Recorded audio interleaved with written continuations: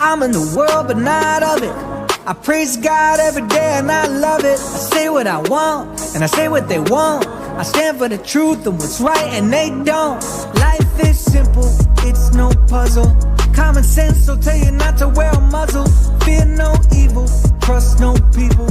When in doubt, shout, I'm a believer. I fear no man, though the world is broken. God, shine your light on me. I fear no man, though the world is broken. God, shine your light on me. Everybody, the left, right, in the middle. Blame my parents because I've been this way since I was little. It used to be normal, now everybody praying to crystals. No wonder why it's so easy for the devil to trick you. They treat you like dogs, hitting muzzles all on your faces, forcing kids to wear them in schools. Doesn't this seem outrageous? They ban Bible scriptures on TikTok. Let's go to Target! Let's go to Target! PlayStation! Let's go to Target!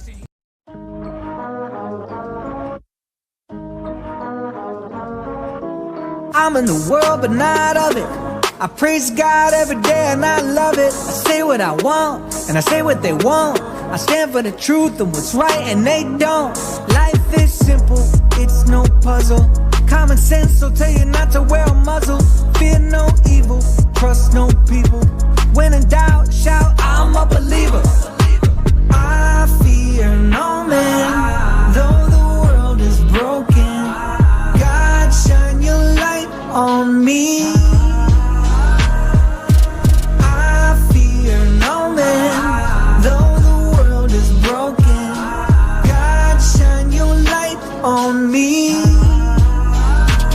I offend everybody, the left, right, in the middle. Blame my parents because I've been this way since I was little. It used to be normal, now everybody praying to crystals. No wonder why it's so easy for the devil to trick you. They treat you like dogs, hitting muzzles all on your faces, forcing kids to wear them in schools. Doesn't this seem outrageous? They ban Bible scriptures on TikTok. Let's go to Target! Let's go to Target! PlayStation! Let's go to Target! Stop. We did it. We did it. We finally made it for the show. We finally made it for the Monday night show on a Wednesday night. Why is this video playing? What the? Guys, it's the Dreaded Conservative show. Wednesday night. Kicking the week off late. Better late than never. Better late than never. Let's see. Monday night, my alarm either didn't work or I didn't hear it, but I didn't wake up till like 8. Tuesday night, I planned to do the show, and I wasn't feeling good all day. And I was like, you know what? I'm just going to get some sleep this weekend. You know, it's holiday Thanksgiving weekend for me, basically. Well, the weekend after Thanksgiving. But, yeah, I got some sleep. Missed the Monday night show for the first time in like almost 3 years. I missed it. I'm sorry, guys. But we're making it up to you now. It's a Wednesday night, Monday night show. We'll talk about Biden pardoning Hunter. That was the big news this week. So we'll look at that. Not going to spend much time on that. It's not really surprising. Not really unexpected. I don't like it, but it's to be expected for a president to pardon all the criminals in their family. Trump dates. More Trump appointees. We're going to dig into them. Masad Boulos is Tiffany Trump's father-in-law. And that's, he's a billionaire. We'll look into that guy that Trump appointed. We'll look into Cash Patel. I've heard good things and I've heard bad things about Cash. And they got a Hillsborough County sheriff that they're going to have in there. What's he doing again?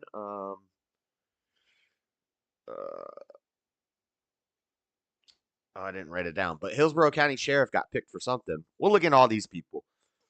And then meanwhile, Trump's previous appointees, the ones that we've been talking about over the last couple weeks, a couple of them got bomb threats. They were threatened with bombs. So we'll look at that. And last on Trump dates, we'll look at the 100% tariff on the BRICS nations. Me and Freddie were talking about that this morning. What's up, Dean? And then we'll look at the little protest porn, little protest corn. We'll look at the Palestinian pro Palestine protesters. Pro Palestine protesters. Seems like a double negative. Wouldn't you just say, I don't know. They say pro Palestinian protesters. But we'll watch them get dragged out of the Macy's Day Parade, trying to ruin an American tradition, trying to block the street during an American tradition. Ridiculous. We'll talk about that. Memes, reels, rapid fire news. There's been news coming out over the last couple days that I've had to add into the show because the show's so late. And then we're going to do a deep dive into the Las Vegas shooter. It's been a long time. 2017. 2017 has been 7 years. October 1st, 2017. And we're going to do a deep dive into the Vegas shooting. The conspiracies related to it. Why I don't think they're very good conspiracy theories. And seems like the official narrative seems about right to me. It's just odd that we don't know the guy's motive. We'll look into all that stuff relating to the shooting. I watched a series on Paramount called 11 Minutes.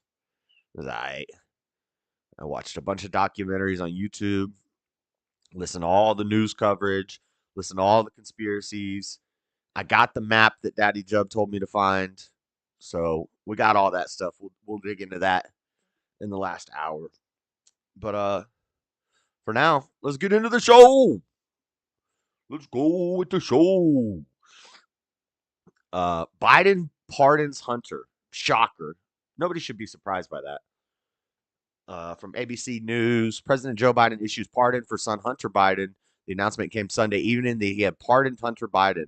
President Joe Biden has pardoned his son Hunter Biden, who was convicted on tax evasion and federal gun charges and is due for sentencing in December. This is because he signed a federal form when he bought his gun that said, I am not using any drugs. I haven't used any drugs, but he had used drugs. So that's what his federal gun charge was for. That's a charge that a lot of like libertarian types and the real people who are really into guns and Second Amendment people, usually a little more libertarian than authoritarian. They didn't like that this had happened to Hunter because the implication is if he's guilty, now they can go and find every American who lied on that form and put them. And I've talked about this before with the legalization of pot. If they make pot legally in a state and you buy a gun in that state, just because the state says we have a medical license or we have recreational weed, it's still a federal, what is it, Schedule 2? It's still a federally not allowed drug. So if you're signing a federal form to buy a gun in a state that has legal weed, but you're high when you do it, you are you're doing a federal offense. You're lying on a federal charge about a federal drug that you're using to get a gun. And you're not supposed to do that. And that's what Hunter did. So if he was found guilty, they could do that to everybody. I mean, they already can do that to everybody. And you're not going to get off of it like Hunter did. If they would have found Hunter innocent in court, then that would have set a precedent. Case law would be set that they can't come after people for this anymore. They can't say, you know what, you were using guns 10 years ago, you were using drugs 10 years ago and you lied on the form when you bought your gun, but you're clean now. We're going to come take all your guns. Like, if Hunter were innocent, then it would set that precedent. That would be a good thing for, the Second Amendment libertarian types who don't want their guns messed with. But since Hunter was pardoned, That's still up in the air. So we'll see what happens, but I'm not surprised by the pardon. Despite the White House's assurances last month that the president had no intentions of pardoning his son, yeah, like we believe the White House, the announcement came through on Sunday evening that he had pardoned him. In a statement, he said, "Today I signed a pardon for my son Hunter for what he is called a miscarriage of justice. From the day I took office, I said I would not interfere with the Justice Department's decision making." I'm going to stop reading as Biden because you can't understand it. "And I kept my word even as I have watched my son being selectively and unfairly prosecuted." I call BS on that. He got a bunch of the charges dropped. Like, he was not, it should have been much worse, you know? They picked like the smallest things they could get him on, and then they still dropped a bunch of them. So, no, I don't think he was being unfairly. If anything, he was being babied and getting sweetheart deals. President Biden also mentioned political opponents in Congress whom he credited for instigating the charges and for ensuring that a plea deal composed in July fell apart in August. The statement concluded, "Here's the truth. I believe in the justice system, but as I has always wrestled with this, I also believe raw politics has infected this process, and it led to a miscarriage of justice." Oh, yeah, kind of like what you guys have done to Trump for the past 6 years. "And once I made this decision this weekend, there was no sense in delaying it further. I hope Americans will understand why a father and president would come to this decision." Over the summer, a jury found the younger Biden guilty on 3 felony counts related to his purchase and possession of a firearm while addicted to drugs. And in September, Hunter Biden agreed to plead guilty to 9 tax-related charges, including 3 felonies, on the eve of what was expected to be a lengthy and grueling trial. He got a sweetheart deal. So, see, I think he pled down to the tax charges, and they dropped the gun charges.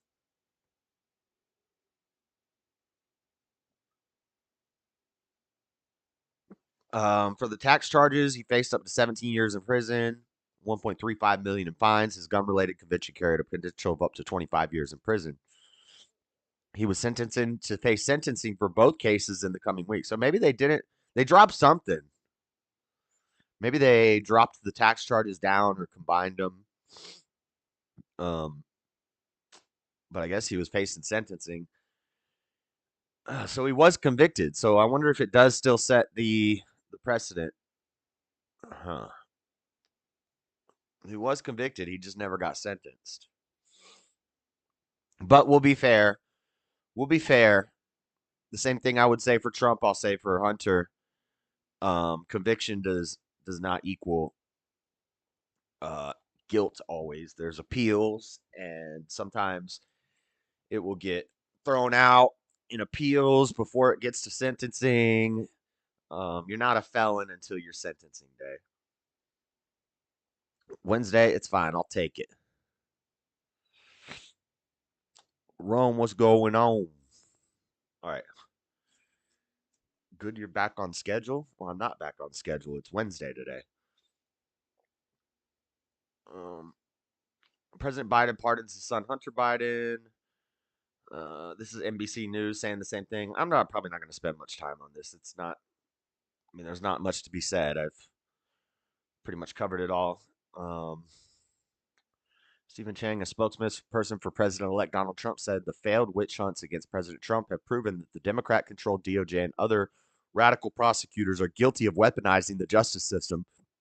That system of justice must be fixed, and due process must be restored for all Americans, which is exactly what President Trump will do as he returns to the White House with an overwhelming mandate from the American people. That's just people from Trump's side commenting on it. Not much to be said about this, really. What's the Guardian talking about? Joe Biden issues full and unconditional pardon for son Hunter. Decision marks reversal after U.S. president said he would not use executive authority, but now says Hunter Biden was only prosecuted for political reasons. That's BS. Dang, Hunter still looks a little cracked out. Poor Hunter. That's the smartest guy Joe Biden knows. How many articles do I have on this? We don't need to read 4 different articles that say the same thing. So let's just watch this video, see what the news is saying about it, and then we'll move on.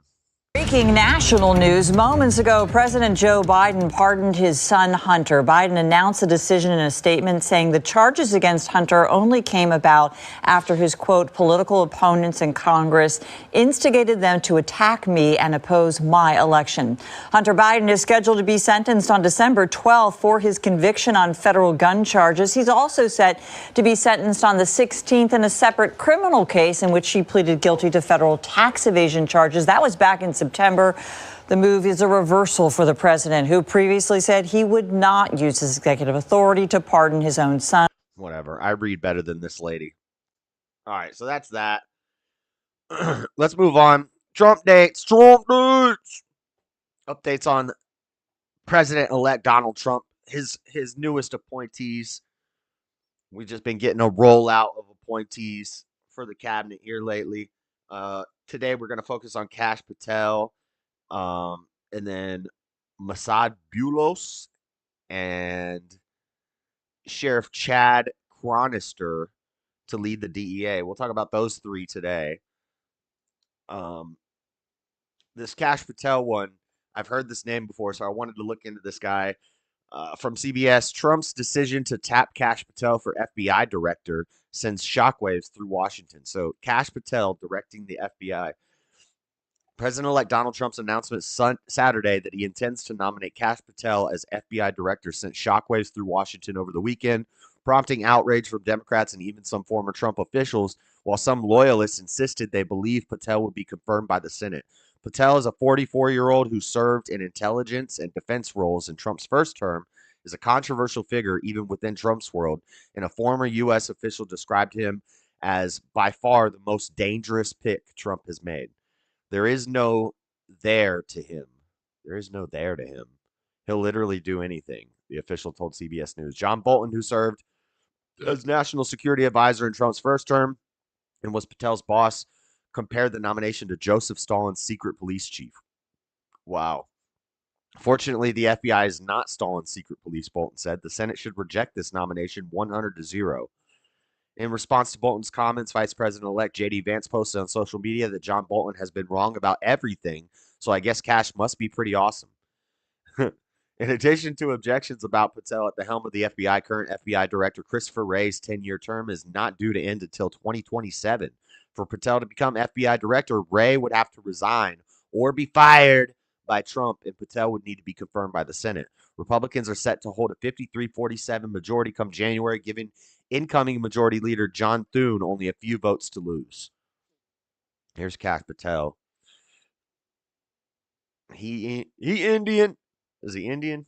His name's Patel, so he Indian.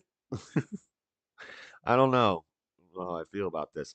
Trump called Patel a brilliant lawyer, investigator, and American first fighter who has spent his career exposing corruption, defending justice, and protecting the American people. In a post Saturday, some of his supporters echoed the sentiment, like Senator Ted Cruz, a Texas Republican, who said Patel is a very strong nominee who he thinks will be approved by the Senate. I got to say, all the weeping and gnashing of teeth, all the people pulling their hair out, are exactly the people who are dismayed about having a real reformer come into the FBI and clean out the corrupted partisans who sadly have burrowed into senior career positions at the FBI, Cruz said Sunday on Face the Nation with Margaret Brennan.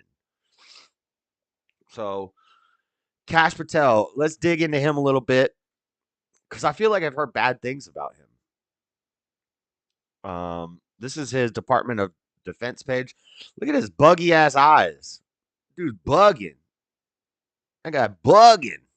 Look at his bugged out eye. He's trying to make sure his eyes are real wide for that picture. I don't know what that means, Dean. Some weird stuff.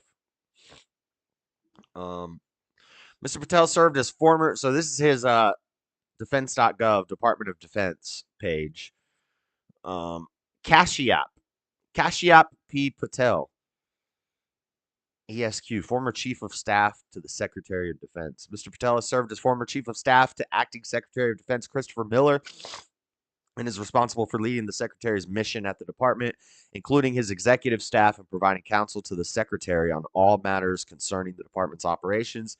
Previously, Mr. Patel served as the Deputy Assistant to the President and Senior Director to Counterterrorism at the National Security Council In that capacity, Mr. Patel oversaw the execution of several of President Donald J. Trump's top priorities, including eliminating ISIS and Al-Qaeda's leadership, such as al-Baghdadi and Qassam al-Rimi, and the safe repatriation of numerous American hostages.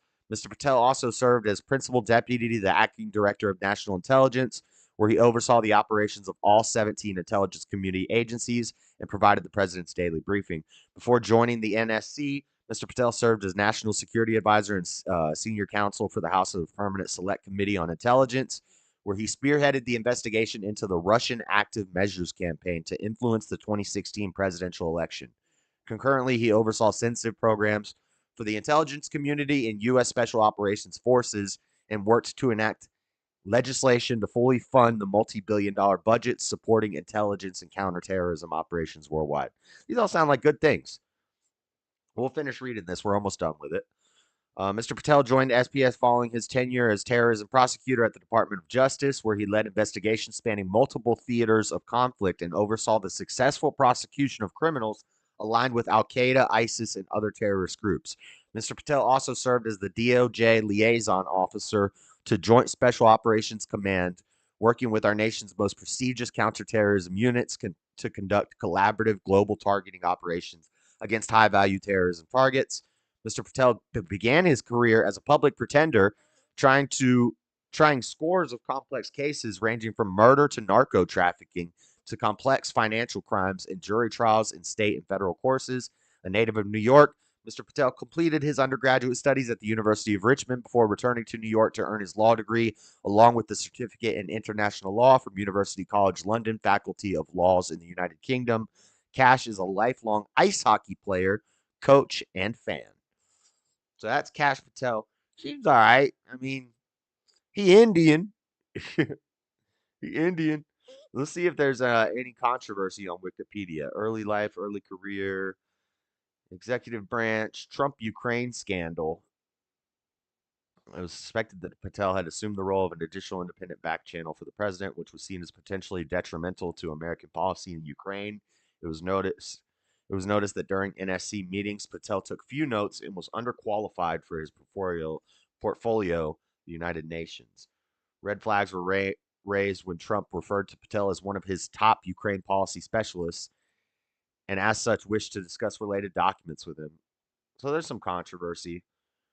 Proposed move to lead either FBI or CIA. Yep, this is Trump talking about having him lead the FBI, and that's what we're going to try to do. Political views. He is a believer of the deep state conspiracy theory. In 2023, he published a book, Government Gangsters, The Deep State, The Truth, The Battle for Our Democracy, which Trump praised as a roadmap to end the deep state's reign. This anti-deep state, they don't like that. He was involved in the Trump document investigation, post-government career, nomination to director of the FBI. That's the newest thing on Cash. Let's watch a little video on him, see what he's talking about. The FBI, Cash Patel told us what he wants to do on day one. Let's listen. I'd shut down the FBI Hoover building on day one and reopening the next day as a museum of the deep state. And I'd take the 7,000 employees that work in that building and send them across America to chase down criminals. Go be cops. We're going to come after the people in the media who lied about American citizens, who helped Joe Biden rig presidential elections. We're going to come after you. Whether it's criminally or civilly, we'll figure that out. But yeah, we're putting you all on notice. This job requires Senate confirmation. Daniel, any indications that he'll have trouble getting it? Yeah, there is some reminders of the Matt Gaetz nomination, which got scuttled. There's no scandals like that in Cash Patel's background. But I think Republican senators are getting some heartburn this morning because they'll have to either oppose Trump on this, and they don't want to give him a lot of black eyes because they already have to black guys deal with Pete Hegseth. And I think they're probably recalling an episode when Trump tried to put Patel in as head of the FBI, and Bill Barr said, "Over my dead body," and blocked it. And so what's interesting about this move is that Trump actually put in the FBI director, Chris Wray. He's a Republican, appointed by a Republican, but he is not seen as loyal enough. And it'll be interesting to see if all of that stuff that you quoted, is that just campaign bluster? Is that to rile up his base? Or is it actually he's going to try to go after journalists where he will get a lot of pushback from members of agents of the FBI who that's not their job? All right. I don't know. Yeah, he seems all right. He just doesn't, I don't know. He doesn't quite look American. But seems all right. Seems like a pretty base dude. Now we're going to look at, hold on. Well, this article just goes over like 3 of them. It's 31 seconds. We'll watch this.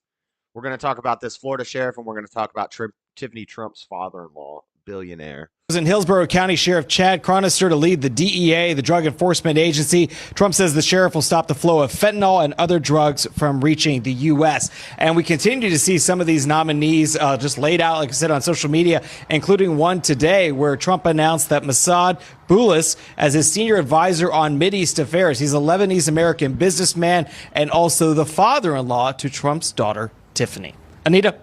All right, Mark Meredith with all the big news live in West Palm Beach. Mark. That was it? That was it? All right, Massad Boulos. Tiffany Trump, 5 things. First, let's find out about Tiffany Trump. She kind of cute. She a little thicky. In light of her speech at the RNC in Cleveland, here are 5 things to know about Tiffany Trump. Yeah, she kind of cute. She got that little chubby face. She got that cute little chubby face. Donald Trump's daughter, Tiffany, stepped out of the shadow cast by her more high-profile siblings and took center stage. I just wanted to see what's up with Tiffany Trump. Can we trust her? She's the only child from Trump's tumultuous relationship with Marla Maples. That's why she looks different. She got a different mama. Oh, Marla. She was raised in California. That's not a good sign. She's dabbled in music. Also not a good sign. She released a single called Like a Bird, and it's still available on Amazon for 99 cents. I'm like a bird, I will fly away. She made that song? I don't know where my home is. She graduated from the University of Pennsylvania. Her date to the RNC is a registered Democrat. Her date to the RNC is a registered Democrat. Her date. Tiffany Trump's Instagram feed is covered with pictures of fellow Penn student Ross Mechanic, who was also photographed sitting next to her Monday night at the RNC. According to public records, Ross has been a registered Democrat since 2012. I thought she was married. And her father-in-law was this Boulos guy. So why is she taking dates to the RNC? Democrat dates. Yeah, I don't know about Tiffany. Wait, where did it go? Hold on. I guess I did not pull up stuff on. What's his name? Massad Boulos. So this is the guy. He's a billionaire. That doesn't make sense. They said she took a date to the RNC, but she's married to this guy's son. Massad Boulos is a Lebanese-American businessman and a political associate of Donald Trump. On the 1st of December, Trump announced that he would appoint him as senior advisor on Arab and Middle Eastern affairs. He is the father-in-law of Trump's daughter, Tiffany, who supported Trump's presidential campaign in 2024, canvassed for support to the Arab Americans, particularly in Michigan. He's born to a Greek Orthodox family. He moved to Texas as a teenager. He got a law degree from Houston Law Center. His father and grandfather were figures in Lebanese politics, and his father-in-law was a key founder of the Free Patriotic Movement. And I think he's a billionaire, by the way.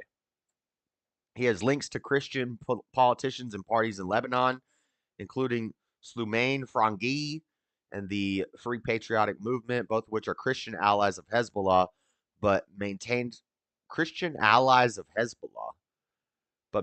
talks with opposition parties like the Lebanese forces, according to Aaron Lund. Quoting a report, Boulos began his political career as an ally of Michael Aoun's Free Patriotic Movement and represented it in Nigeria, where Boulos did business. Boulos remained allied to Aoun after he agreed on alliance on an alliance with Hezbollah. What? Boulos initially stood for parliament in Kura, but withdrew for another. See, I don't know about this. I don't know about this guy. I don't know about this guy. A Christian alliance with Hezbollah? How long has she been married? Probably not forever. Yeah, but when did that other article come out? The RNC was only like 4 months ago. So sometime between then and now, she got married to this guy's son.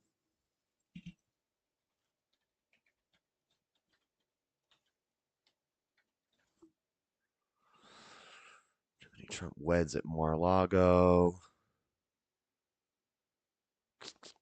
They're not going to let me read this.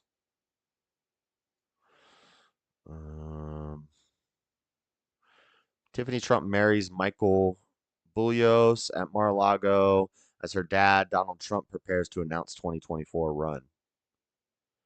Right, so she got married before he announced his 2024 run. So why was she at the RNC 4 months ago with a date who's a Democrat? Don't make no sense. That was like some months ago. She got married like a year ago. Think, JS. You think, Nada. Yeah, I was thinking. It didn't make any sense. She didn't get married in the last 3 months. Think we would have heard that. All right, so that's Masad Boulos. His son is Michael Boulos. And that's Tiffany Trump's husband for like more than a year now. But she's going to dates at the RNC with some Democrat. I don't know. Something sounds fishy. Last but not least, Trump picks Florida Sheriff Chad Chronister to lead the DEA. Hillsborough County, that's where I'm from. T-Town, stay down. This is the guy right here. Tampa's blue, but I don't know. This guy might be pretty cool. President-elect John, he was the sheriff in Hillsborough for like 30 years or something like that. President-elect Donald Trump said he plans to nominate Chad Chronister to serve as the head of Drug Enforcement Agency, the head of the DEA.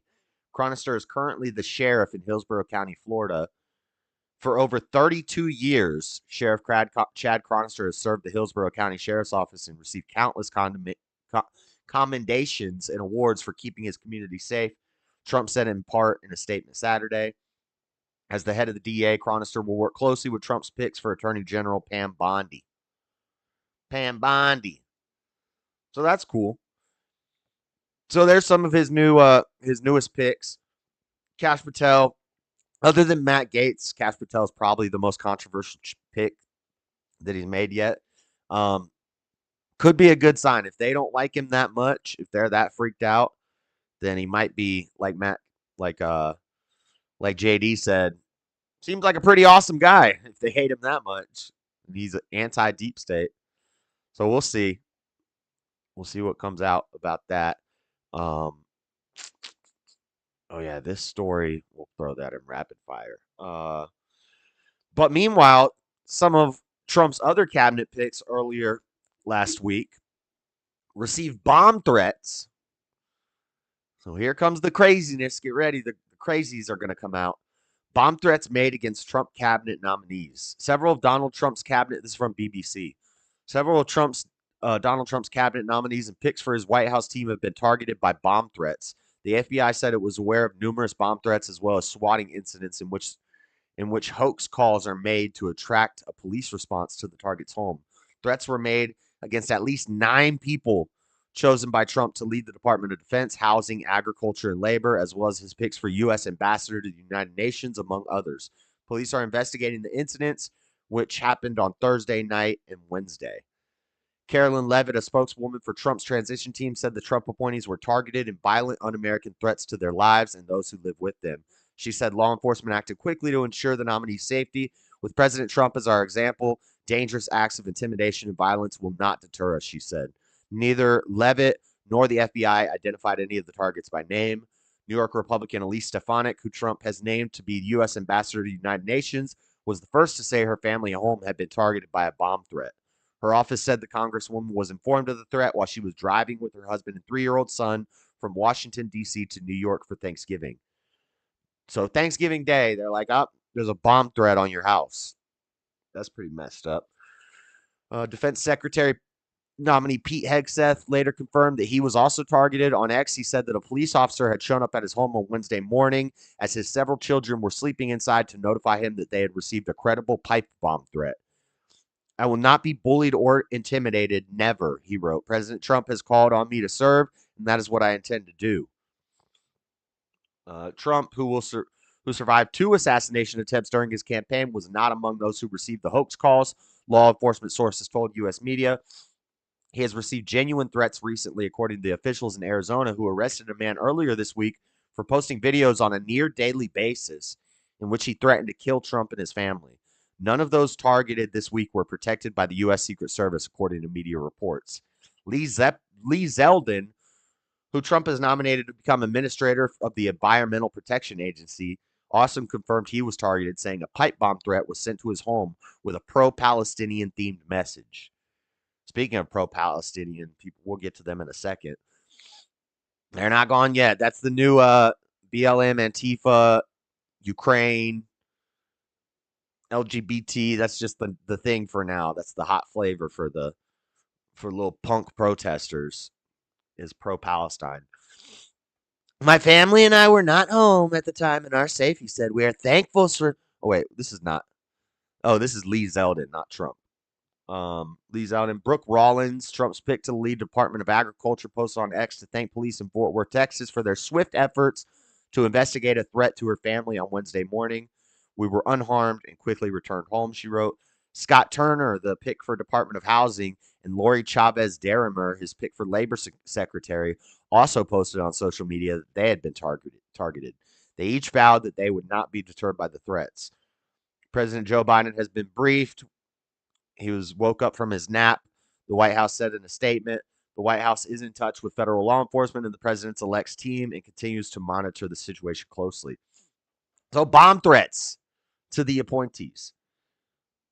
They make bomb threats to the appointees. Trump makes threats too. Trump threatens from BBC 100% tariff on BRICS nations if they try to replace the dollar. So this is not a guaranteed you're all getting 100% tariffs as soon as I'm in office. It's a threat. It's a threat. He's saying, hey, quid pro quo. You do this, I do that. This for that. You do this, you try to replace our dollar, we're going to put 100% tariffs on all your nations. We're basically just not going to trade with you anymore.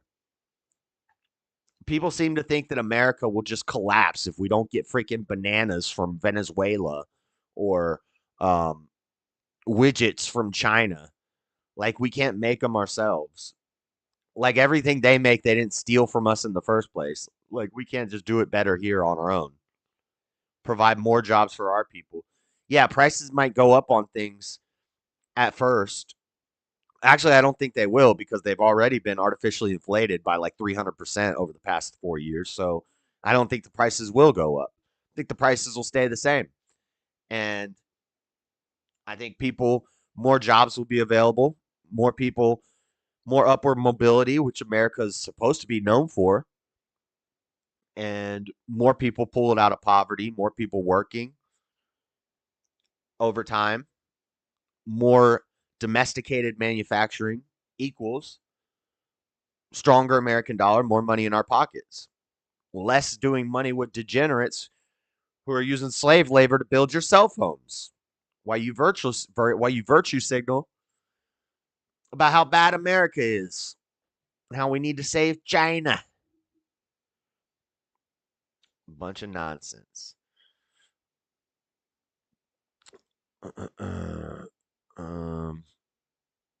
You seen a pipe bomb media report arrest where I'm from in my region? I didn't sleep for 3 days. I still streamed. Monday and Tuesday. I just slept in. What is this? Okay, let's read this from BBC. U.S. President-elect Donald Trump has threatened to impose 100% tariffs on a block of 9 nations if they were to create a rival currency to the U.S. dollar. Is this Trump talking? Yeah. The idea that BRICS countries are trying to move away from the dollar while we stand by and watch is over, Trump wrote on social media on Saturday.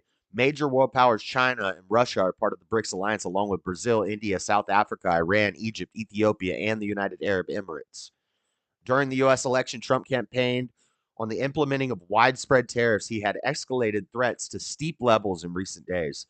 The latest message from Trump, who will take office next year on January 20th, was aimed at the BRICS, a bloc of mostly emerging economies. China is an emerging economy, and Russia.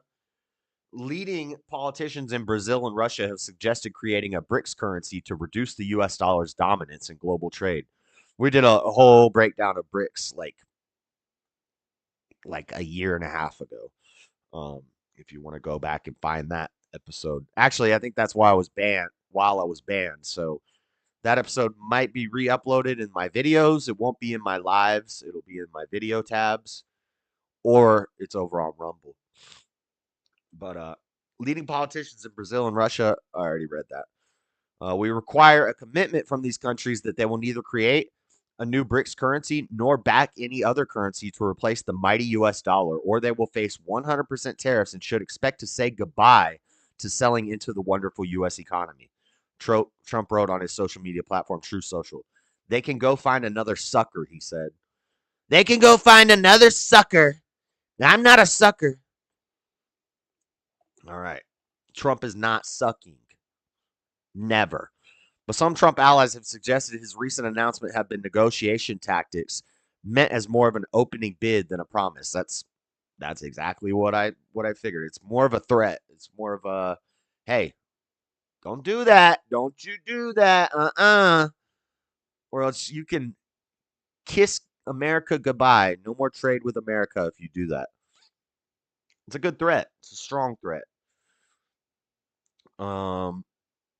Asked about the president-elect's proposed U.S. use on tariffs, Republican Senator Ted Cruz responded by noting the importance of leverage.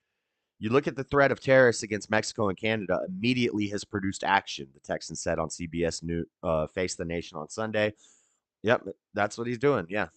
On Friday, Canadian Prime Minister Justin Trudeau made an unscheduled trip to Trump's Florida estate in Mar-a-Lago, seemingly to head off a potential 25% tariff on Canadian goods heading south. Trump's pick for Treasury Secretary Scott Bessent has previously suggested that the president-elect's threats to impose major tariff hikes were part of his negotiation strategy. My general view is that at the end of the day, he's a free trader, Bessent said of Trump in an interview with the Financial Times before he was nominated for the role. It's escalate to de-escalate.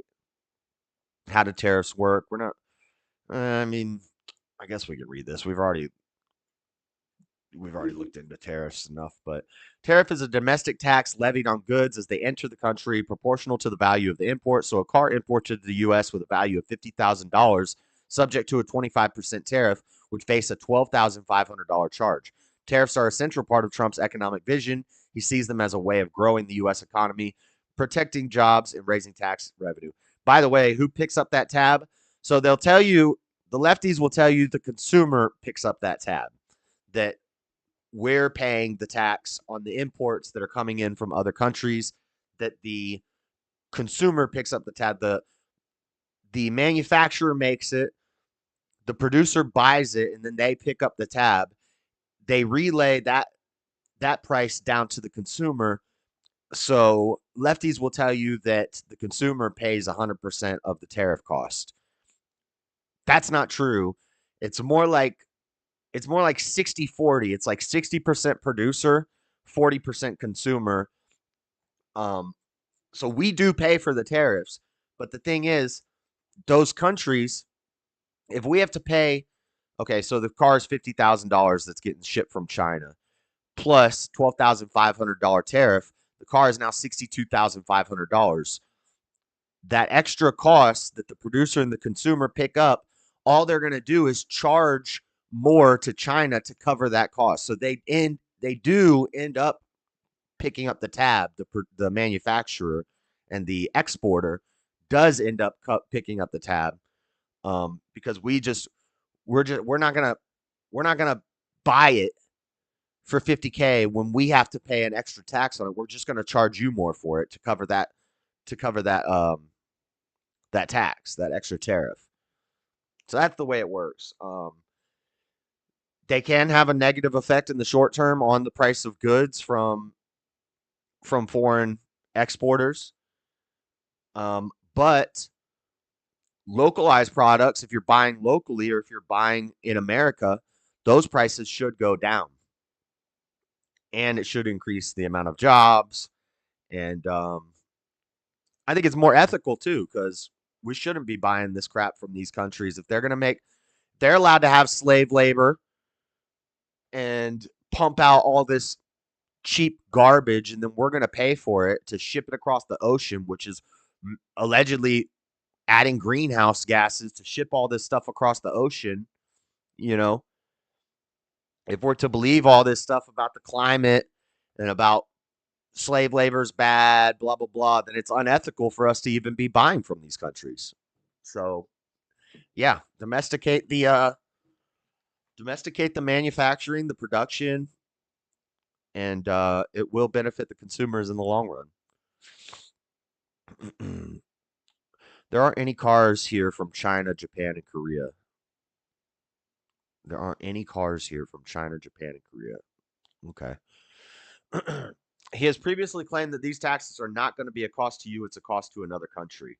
This is almost universally regarded by economists as misleading. The charge is physically paid by the domestic company that imports the goods, not the foreign company that exports them. That's what I was just saying. So in that sense, it's a straightforward tax paid by domestic U.S. firms to the U.S. government, right? But they don't go deeper into explaining how we cover that loss. We charge it to the importer. So in the long run, they do end up paying it. Trump imposed a number of tariffs in his first term in office, many of which have been kept in place by his successor, President Joe Biden. Yeah, I wonder why. Because they're a good idea? Because they actually work great? Contrary to what the media tells you, they actually work great. That's why Biden didn't get rid of them. President Joe Biden's economic studies suggest most of the economic burden was ultimately borne by U.S. consumers. Oh, it's our fault. It's our fault that we're $32 trillion in debt. That makes sense. Then why didn't you get rid of the tariffs, Joe? Punctuation matters. There aren't any cars here from China, period. Japan and Korea. Well, that's not even a sentence. So maybe work on your grammar and write correctly, and I'll be able to read it better. I don't need glasses. You put a period, and then you have an incomplete sentence. All right. So enough Trump picks. Let's move on. Punctuation as in punctuation. Punctuation as in punctuation. I don't know what that means. Trump strong arming with tariffs. I support it. Yeah, that's what he's doing. All right. Let's move on. Some protest porn. We love the protesters. We love the protesters. They give us great entertainment.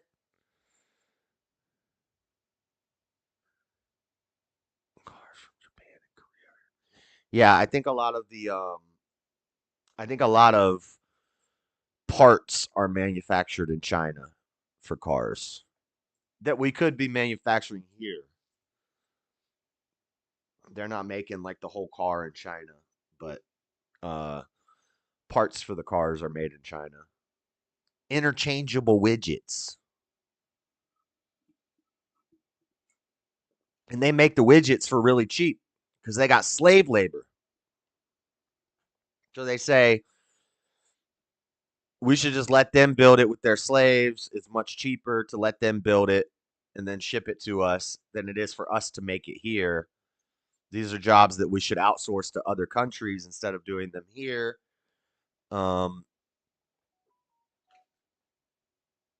Yeah. hold on. I need to give me 1 second.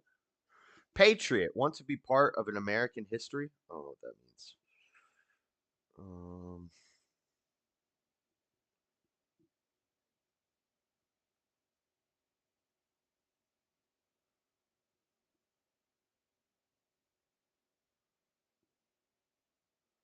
Sorry, 1 second. Okay. All right. Protest porn. Palestinian protesters, second year in a row, they try to block the Macy's Day Parade. Un-American, degenerate scum. I'm glad they got dragged across the concrete. These losers. Let's watch this. Free Palestine. Free Palestine.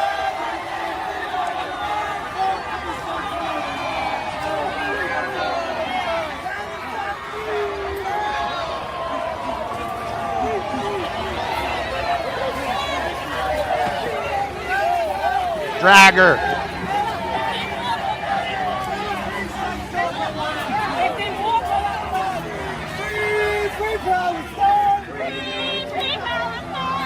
Hurry up, boys. Get him out of the street. Ronald McDonald's coming down the road. Ronald McDonald Trump is coming down the road. We need to get that float through here. We can't be having you protest. You should have just let him get walked over and ran over by the freaking parade.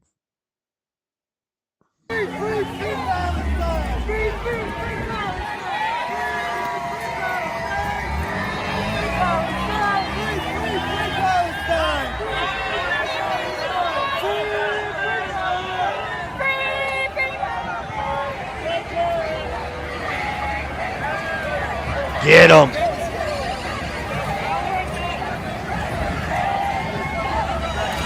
Wouldn't it suck to go all the way to New York for the Macy's Day Parade? I'd love to, sometime in my life, it's on my bucket list, be in New York for Macy's Day Parade and then New Year's, rocking New Year's Eve. I would just like to be out there for both of those sometime.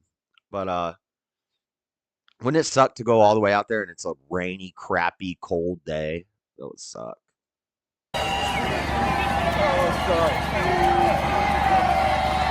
And you got these loser degenerates, all of them looking like would-be Trump assassins. They all look like that Ukraine dude from the golf course.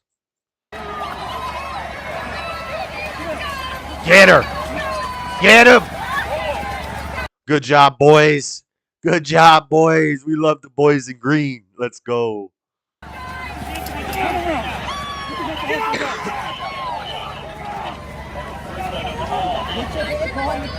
So I don't like. So there's some guys on the internet, and they've kind of come up with a definition for rights, and I don't think it's a good definition for rights. They say rights are like privileges absent duty, or something. What they say? They say like rights are like privileges absent duty, or something like that. I disagree. A right inherently comes with a duty. Every right comes with a duty. You have the right to protest. You have the right to assemble, and you have the right to protest. You do not have the right to block traffic and to break the law. You have the responsibility that comes with your right to protest, comes with the responsibility to protest correctly. There is a way to do it. There's a place where you can be. There's things you're allowed to do. There's noise ordinances. So every right you have comes with an inherent duty or an inherent responsibility. You have the right to own a gun. You have the responsibility not to shoot innocent people with it. You have the right to free speech. You have the responsibility to tell the truth. You know, you have the right to freedom of the press. You have the responsibility not to put out misinformation, or else you're going to be publicly tarred and feathered and discredited and not working in media anymore. You have the right to petition the government. You have the responsibility to follow the correct avenues and petition the government in the correct way. There's rules. All of your rights come with responsibilities. If you can't acknowledge the responsibilities, you don't get the rights. This is why animals don't have rights because they can't acknowledge the responsibility that comes with the right. So if you look at it that way, rights are privileges. A privilege is earned. You earn the privilege by fulfilling your social responsibilities, your duties to society. When those are fulfilled, then you get the rights. That's the way that works. But these people, they have the right to protest. You don't have the right to block traffic during the Macy's Day Parade and potentially put a lot of lives in danger. Imagine if that float had kept going and they were standing there. All the people who are pulling the strings on the float start tripping over those guys and falling over. Have you ever seen one of these freaking floats crash into a crowd? People die. Those things are heavy. And if they crash into the crowd and they like flatten over the crowd, people suffocate. They got a freaking giant Ronald McDonald tent on top of them, and they can't get out. That's not good. You don't get to block traffic. Stop it. The Civil War was a huge protest. Where was the responsibility at certain times? I don't know. I don't know, Dean. I don't even know what you're talking about. Next. No, not next. Let's keep playing this. My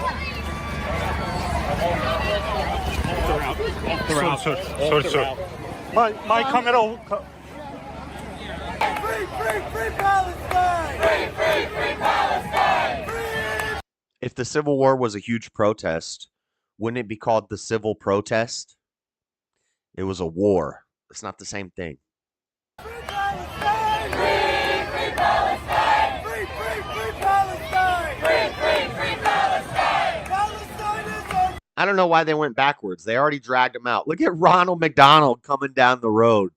I'm going to get you with this giant heart. Dude, they should have just crashed Ronnie into him.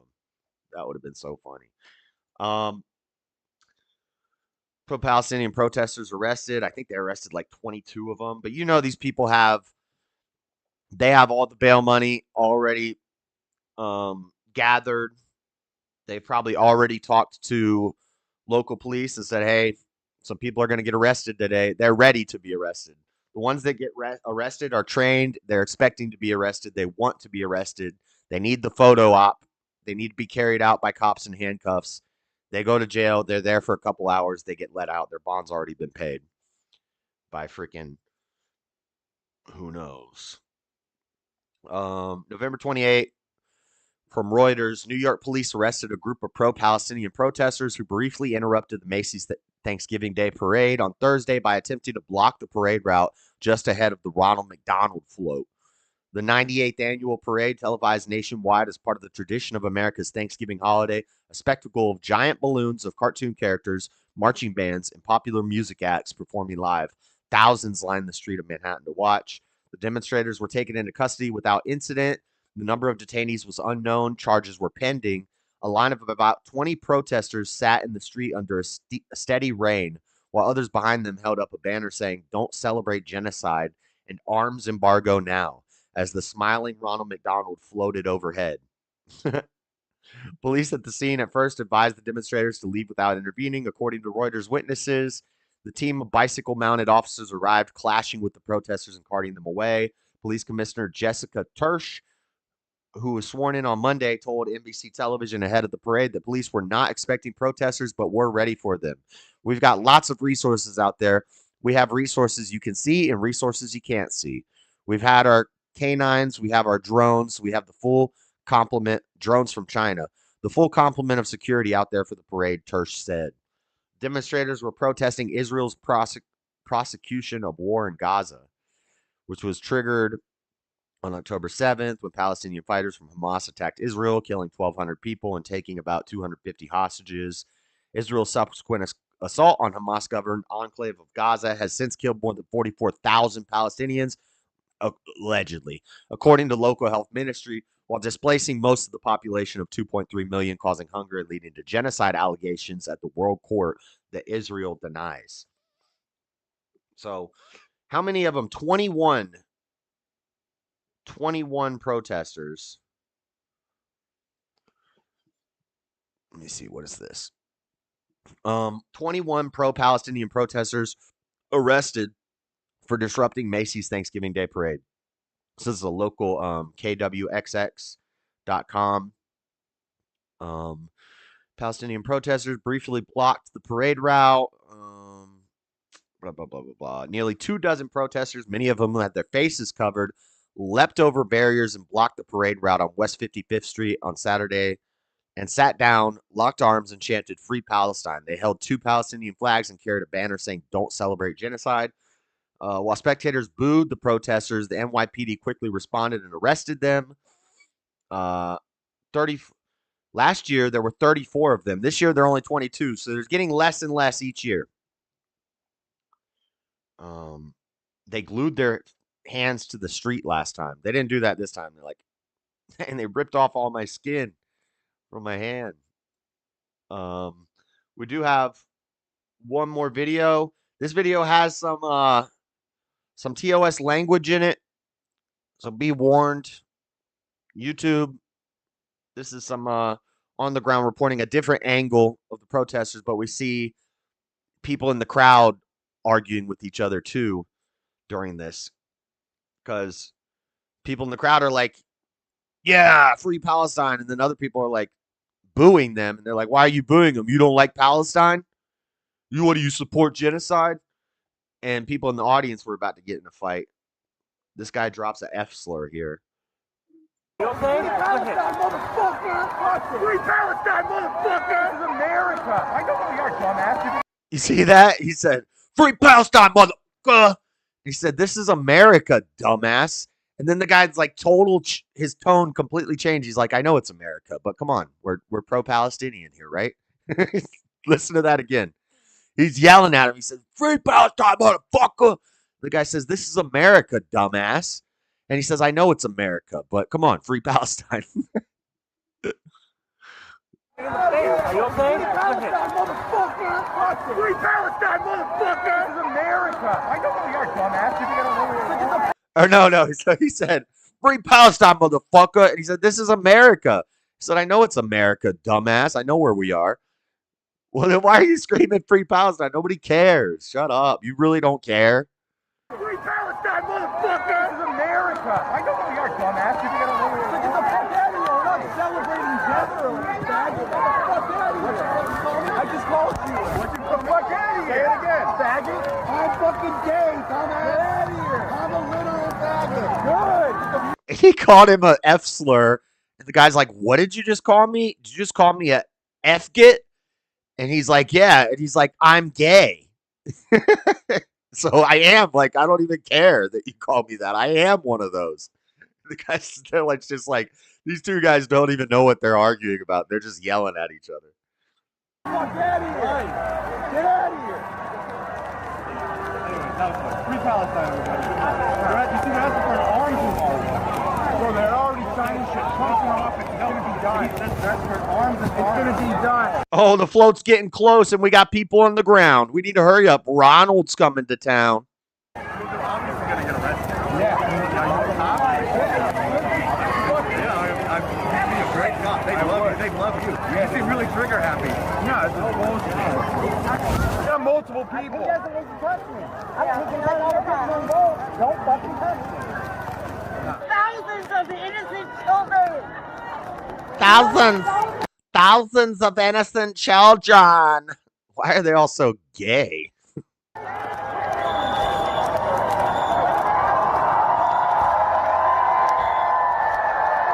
Ronald! Yo, but in the end, Ronald made it through unimpeded.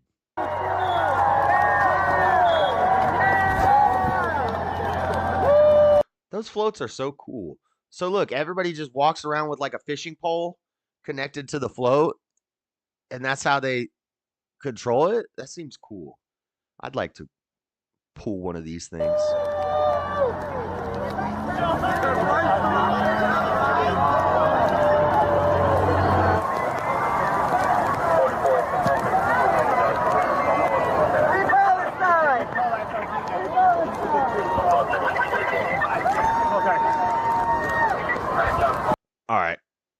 So that's that. They got him. Since we're talking about little Antifa punks, we have an update from Andy No from the Post Millennial. Trans Antifa member convicted of bombing Alabama AG's office, sentenced to 9 years in prison. So this is a report that would fly under the radar. But independent journalists like Andy No, who's pretty cool for a gay guy, but he's reporting on it because I didn't even know that this happened. That an Antifa member bombed Alabama's AG office. We hear about all the insurrection from January 6th. We don't hear when an Antifa member bombs a freaking AG office. Kyle Calvert attacked the Alabama Attorney General's office with a shrapnel-filled explosive and then fled the scene. But this sentence ensures he will not escape accountability for his crime. A transgender identifying individual with alleged links to Antifa was sentenced to 9 years in federal prison on Thursday for detonating an improvised explosive device outside the Alabama Attorney General's office in Montgomery earlier this year. Because I never even heard of this. They don't tell you about this stuff. Kyle Benjamin Douglas Calvert, 27, of Irondale, Alabama, who identifies as trans non-binary, was indicted on April on charges of malicious use of an explosive and possession of an unregistered destructive device. On February 24th, Calvert placed a homemade explosive device packed with nails and screws for shrapnel outside the Attorney General's downtown office. Calvert lit the fuse and fled the scene. Fortunately, no injuries were reported. Here's the little Antifa punk right here. Little transformer. Yeah, this guy looks like a winner. This guy looks like a real winner. Real winner from this guy. We're using very clever logos, right? Oh, those are very clever. Antifa flag with rainbows behind it. Very clever. Rainbow capitalism. We can do that stuff too. Capitalism sucks. You can make it an aesthetic. Oh, yeah. Buy my stickers. Guys, I'm selling stickers. I hate capitalism, but I manufactured these great, cleverly designed stickers, and I'm trying to sell them to you guys. Very cheap. Cheap deal. We hate capitalism. Come buy my stickers, please. Blue Lives Murder. You can make it a tattoo. You can make it a weird, art-looking thing you can hang on the wall. No fences, no borders. Body My Choice. This one's actually really nice. This is one of my favorites. This is red. Looks like a doodle somebody did in friggin' the end of class. They just doodled in their notebook. Graffiti's logo. Abolish ICE. Never Again. Portions. In solidarity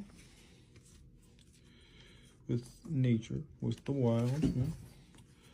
Folk. Antifa, and it's got birds. Grandma Antifa. Love your friends, hate the cops. Topple all hierarchies. Topple all hierarchies. Become cops. Everything for everyone. God, this is so gay. How much are you selling your stickers for, Mr. Anti-Capitalism? Dumbass. Stupid. All right, that's it for the main story news. Don't be a soggy French fry. I don't even know what that means. Guys, before we start the memes, make sure you hit the like button. We have our weekly $50 dono goal, and we got some memberships and some super chats Monday and Tuesday. So we're already most of the way there. We're $20 short of the goal. So hit up the Cash Apps. Hit up the super chats. The goal is $20. $20 away from the goal. Well, the goal is $50, but we're $20 away right now. So, but regardless, make sure you hit the like button because that's free. All right, enough grifting, enough shilling for myself. Let me open up these memes. We don't have a soundboard anymore. Where is it? Right here. All right, guys, it's time. Hold on, let me check my text because I'm trying to I gotta wrap the show and then go to work.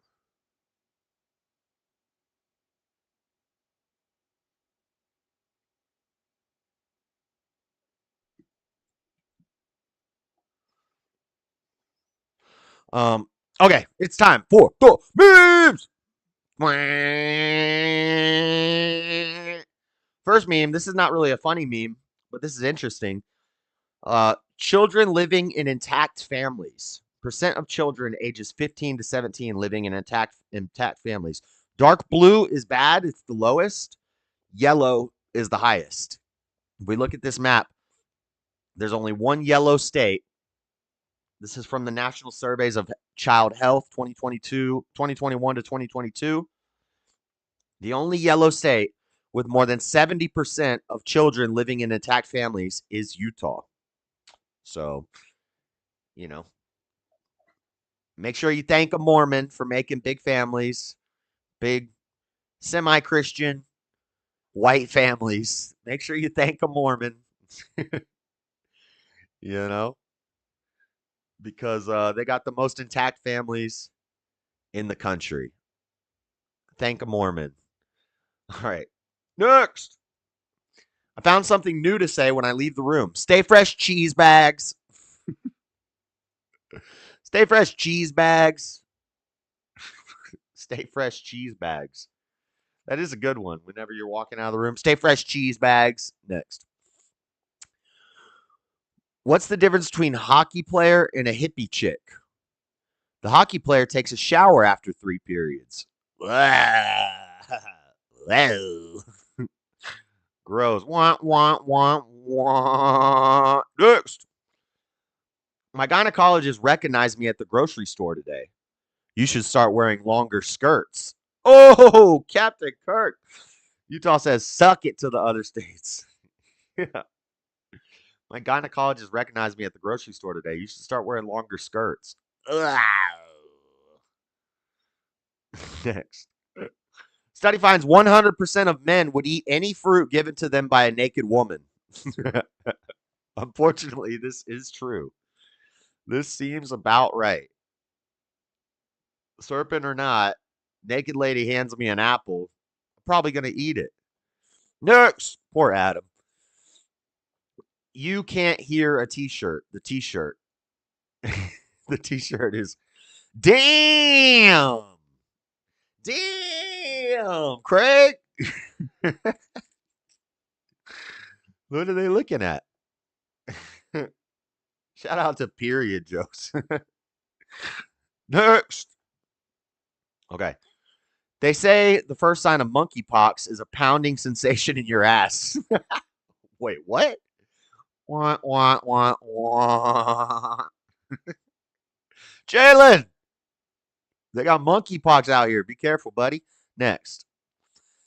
There's a woman coming into work on Monday to give a lecture on sexual harassment in the workplace. I hope she's got big tits.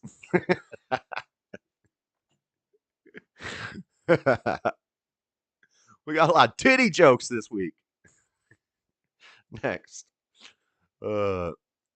Anything you say will be held against you. Tits! Stubborn one with all the titty memes this week. Anything you say can and will be held against you. Tits! This guy's awesome. Looking like Shakespeare up here with a dang kilt. Next. This is the communist Black Lives Matter fist. Holding a dick! Bro, every time I see one of these fists, I'm going to color this on it now. That's so funny. Damn commies, you're holding on to a dick. Next. If you see something, Trump says, if you see something, say something. And then we have Obama here pointing at Michelle. My wife has a dick. What the fuck? Yo, I didn't notice the bulge. Damn. That's some bulge action. That's a man, baby. What the? That's a dick. Holy. Okay. Whoa. Next. Fame will come to you only after you succeed. Where can I find Mr. Seed? Where can I find Mr. Seed so I can succeed? Says Kamala. Next, what the? How to be sexier than a goat. This is what's a good Juganki? What's a good like Indian lady's name or like a Middle Eastern lady's name? Baki?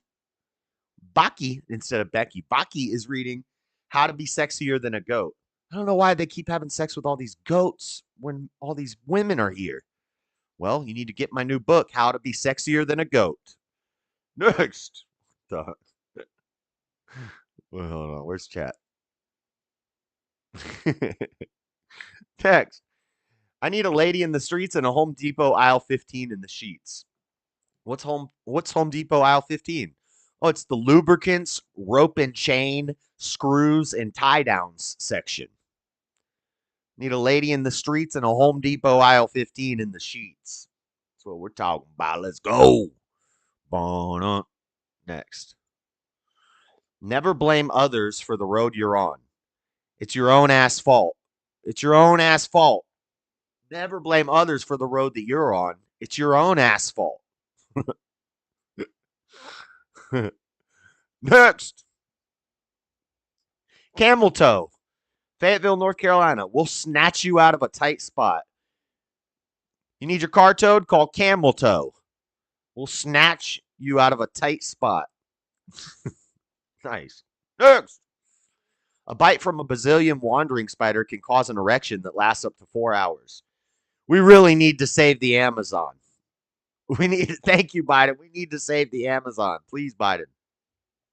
Speaking of Biden, I also, we'll look at that in rapid fire. We're giving like $1 billion to freaking, I don't know, somewhere.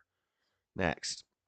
The morning after Thanksgiving, giant log in the toilet. A giant log in the toilet. Next. Her, go on and feel it. She's flexing her bicep. That is a big bicep. She says, go on, feel it, feel it. And he just goes over and squeezes the ta-ta. I'm not trying to feel your bicep, lady. Next. President Obama holds the world record for the most children killed by a Nobel Peace Prize winner. Da-na-na-na-na. Beta. Next. How can we thank you, General Washington? You could put me on the dollar bill so that I might be stuffed into the thongs of strippers by my beloved infantrymen for eternity. Base George Washington. There is a man, baby. Base George. Next. Dun, dun, dun, dun, dun, dun, dun. Look, man, I'm just saying, I'll stop believing it's the Jedi when people can say it's the Jedi without having their lives ruined by powerful Jedi. And what are they implying here? What is Jedi representing in this picture? The poor Empire. Yep, these damn rebel Jedis. Trying to take down the hierarchy. Empire was based. Rebels are lame. Hippies. Socialists. Freaking Jedi. Jedi own everything. It's a conspiracy. Just because they were persecuted for a long time and a lot of them got killed, you know, you don't just get to own everything now, Jedi. Next. 1896, we get a car. They have a dirt hut in Africa. 1903, we have a plane. They still have the dirt hut in Africa. 1968, we landed on the moon. They still got a dirt hut in Africa. 2012, we have a network of satellites and war across space. Africa, they still got dirt huts, though. 2024, there's no African in front of the dirt hut. Oh, he's at the World Economic Forum. He's at Davos. He's at freaking, what was the one we talked about last week? He's at a climate conference. He's getting $1 billion. Wah. Next. Banana. Duct tape banana update. This is the Barack Obama Plaza. There's Barack and Michelle, and somebody made a banana art piece on Michelle. There's a man, baby. We do have an update on the banana. Another banana update this week in Rapid Fire. Carving up that white meat. Look at OJ doing an ad for Thanksgiving. We carving up that white meat today. Dang. He murdered a girl. Next. In difficult times, some cuts may be necessary. Schling. That's a guillotine. Swing. Some cuts may be necessary. I agree. Next. The left owning every single institution. It's like a knight fully geared in armor ready to go to battle. One billionaire that likes memes. Elon comes through, boom, arrow straight into your freaking forehead through the mask.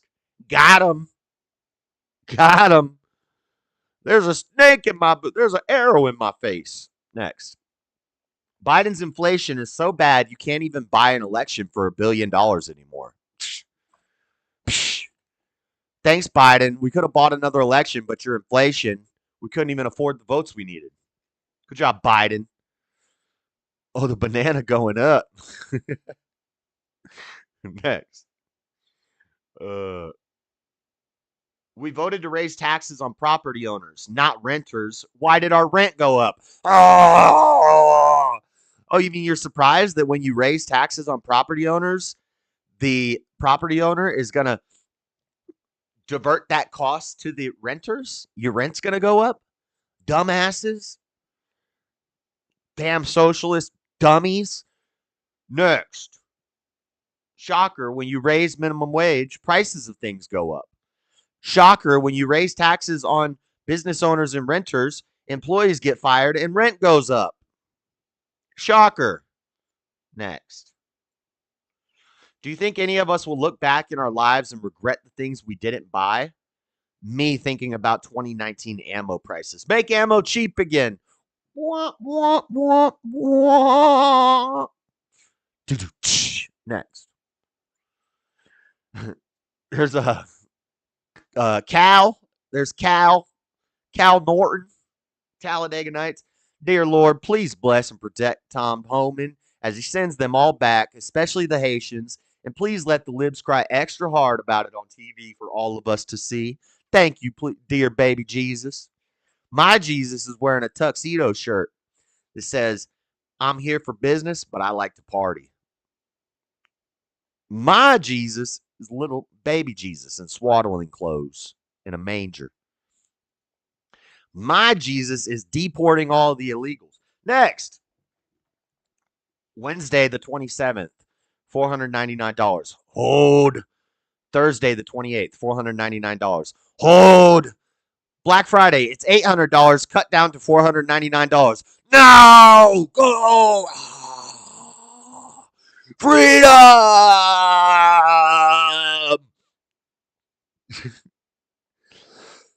If you ain't first, you're last. Oh, yeah, Cal Norton Jr. If you ain't first, you're last. Next. Xavier finally found the missing part of the apple. Dang, that's the dunk-a-dunk. She got that apple bottom jeans with the boots with the fur. She got the rest of the apple right there. Boom. Ba-doom. Next. This really destroys the whole zodiac system. Yeah, here you go. If you're into astrology symbols and star signals and all that other dumb dark magic crap. Greta Thunberg and Kyle Rittenhouse have the same birthday in the same year, January 3rd, 2003. Blink! They might even be related. They might be twins. They do kind of look similar. You know? They could be related. They could be twins. So much for your zodiac symbols, guys. Next. Men of Reddit, what would you do if you found out your homie is gay? I'd stop making jokes about him not having a girlfriend and start making jokes about him not having a boyfriend. Wah, wah, wah, wah. I'd have to stop calling him gay all the time. I'd have to start calling him straight. to insult him. And that's it, guys, for the Miz. Okay. Jeff. Hey, Jeff. All right. I need to get through this quick. I want to get some things done before work. So let me see here. Let's get this Reels and Rapid Fire open. We don't have a whole lot here.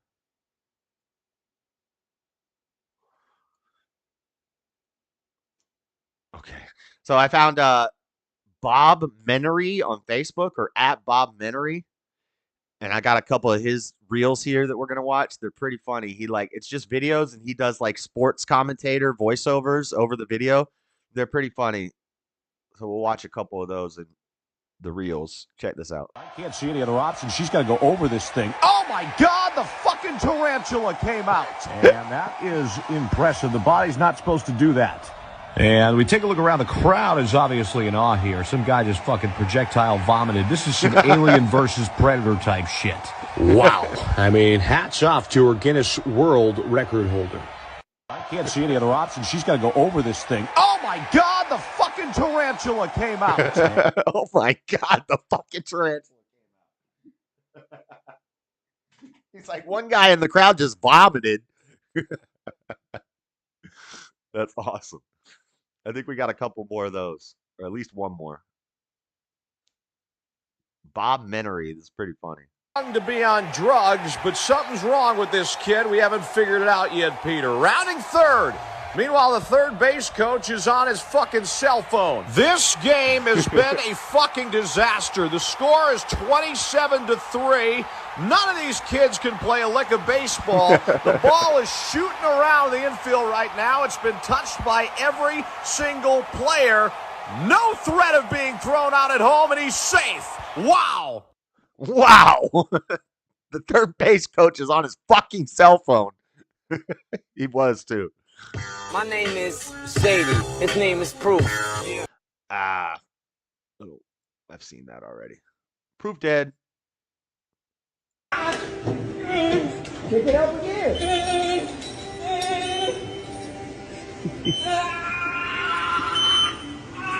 This is just a Lowe's employee taking down a crate. He's getting crushed. This is actually funny, but it's actually kind of freaky because this dude is stuck under this giant crate on his shoulder on the bar, and then the thing won't go down because it's stuck on the shelf. This is kind of a dangerous situation. It's a 45-pound box. Oh, it says it's a 45-pound box. 45 pounds is not that much. Maybe this is not as dangerous as I thought. 45 pounds. It's not that heavy, guy. Come on now. Help! Come down with it. I can't. Come down. Come down. Just keep coming down. Oh, wait, I'm in the way. All right, come down. Please, I'm begging you. Somebody come. Come down. You gotta come down. I can't. The machine's not moving. We in the Man, way. I don't know how to work the machine. Kick it up again. What a little bitch. Okay, enough of that. Yeah. Wait a minute. Get how you live it. 10 toes in when we're standing on business. I'm a big stepper. Because of the Okay. Wow. It was not the lesser product of your efforts. Why is so good? If you actually take Let's seriously watch what that they guy propose, again. capitalism is unstable. Yeah. Wait a minute. Get how you live it. 10 toes in when we're standing on business. I'm a big stepper. Because of the Okay. Wow. It was not the lesser product of your efforts. Why is so good? Big stepper.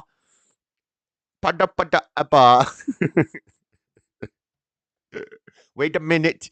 Did it how you live it? 10 toes in when we're standing on business. My dates never go that well. Okay. Is this a voiceover? Yeah, that was a voiceover. It's funny. Okay. Let's do Black Friday then and now. Black Friday then and now. So do I not have my video? Yeah. So first, Black Friday happened. Cyber Monday happened. It's supposed to be Black Friday. You show up and you wait in front of the store, and the store opens, and they have all these specials, and people rush in, right? Well, and then Cyber Monday is when you do all your online shopping. That's when you get all the online deals. But it seems that there's really no difference between Black Friday and Cyber Monday anymore. It's really just internet sale Black Friday weekend. Black Friday shoppers spent a record $10.8 billion online this year. $10.8 billion online. People didn't just fill their plates Thanksgiving weekend. Data shows they also filled their online shopping carts. Black Friday online shopping this year set a new high, reaching $10.8 billion in sales. That's more than double what online consumers spent on online shopping in 2017, when sales were just over $5 billion, according to Adobe. The record pace of Black Friday buying followed record-setting online shopping on Thanksgiving itself. The analytics firm said consumers spent a record $6.1 billion online on Turkey Day, up nearly 9% compared to a year ago, according to Adobe. What are people buying?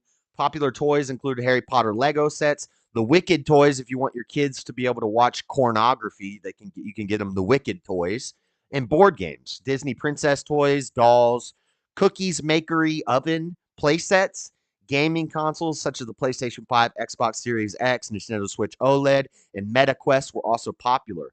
Other hot sellers were makeup and skin care sets, Bluetooth speakers and headphones, smartwatches, perfumes, and espresso machines. Increasingly, online shopping is happening on smaller screens. More than half of all the online sales on Black Friday, about 55%, were on mobile screens, according to Adobe. So, Cyber Monday from IGN. What are the best deals on Cyber Monday? They got deals on the MetaQuest, the Xbox, the PS5, Legos, Apple, and more. I always loved as a kid getting a big old Lego set for Christmas. And I would get one this year, but I'm going to be in Florida and I can't fly it back. But I want to get the big black Millennium Falcon, the dark Millennium Falcon. What other? Dean, you asked some of the, oh my God, your questions. It's like, who cares? What are you talking about? Why would we not have records of sales on a Black Friday sales day? Consumer optimism. What recession? Yeah, that's because people know Trump's coming back. They're like, oh, let's spend. Let's spend it up. Trump's about to save America. We're going big this year, ladies and gentlemen. So that's Black Friday now. Cyber Monday now. Let's take a look at what Black Friday looked like before they had screens, before they had, Amazon deals. Everybody's ordering everything on their phone and on the internet, when you actually had to go to the store to buy your things on Black Friday for the special. Let's take a look at Black Friday in 1994. Check this out.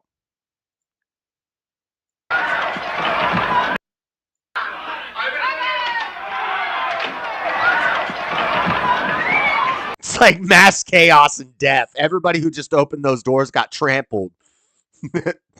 There were 1 death and 3 injuries.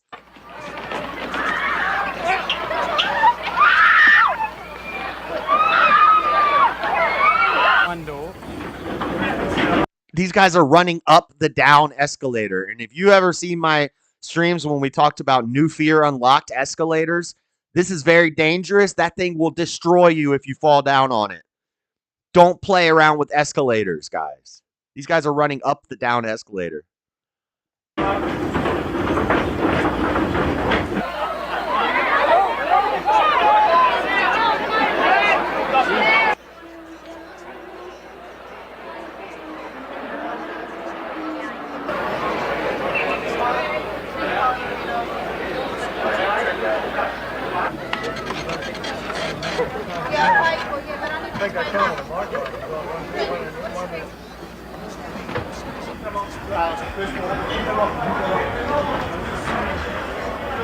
Hello, welcome. All right. Wait. So that's Black Friday then and now. Crazy. I work in retail, and I was working Friday morning, Thursday night and Friday morning. And I was there when we opened, and there was a long line of people outside, but it wasn't that crazy where they came running in, but a lot of people did kind of flow in, and everybody went to electronics. Everybody was just packed in electronics. The whole store was in electronics. And our freaking back room was just packed. There was stuff everywhere. But that's Black Friday then and now. Oh, they're not going to let me read this? They're not going to let me read this article, but I remember the article. So we have an update on the banana. We had a banana meme. Remember I told you that the banana sold for $6.2 million? Well, update.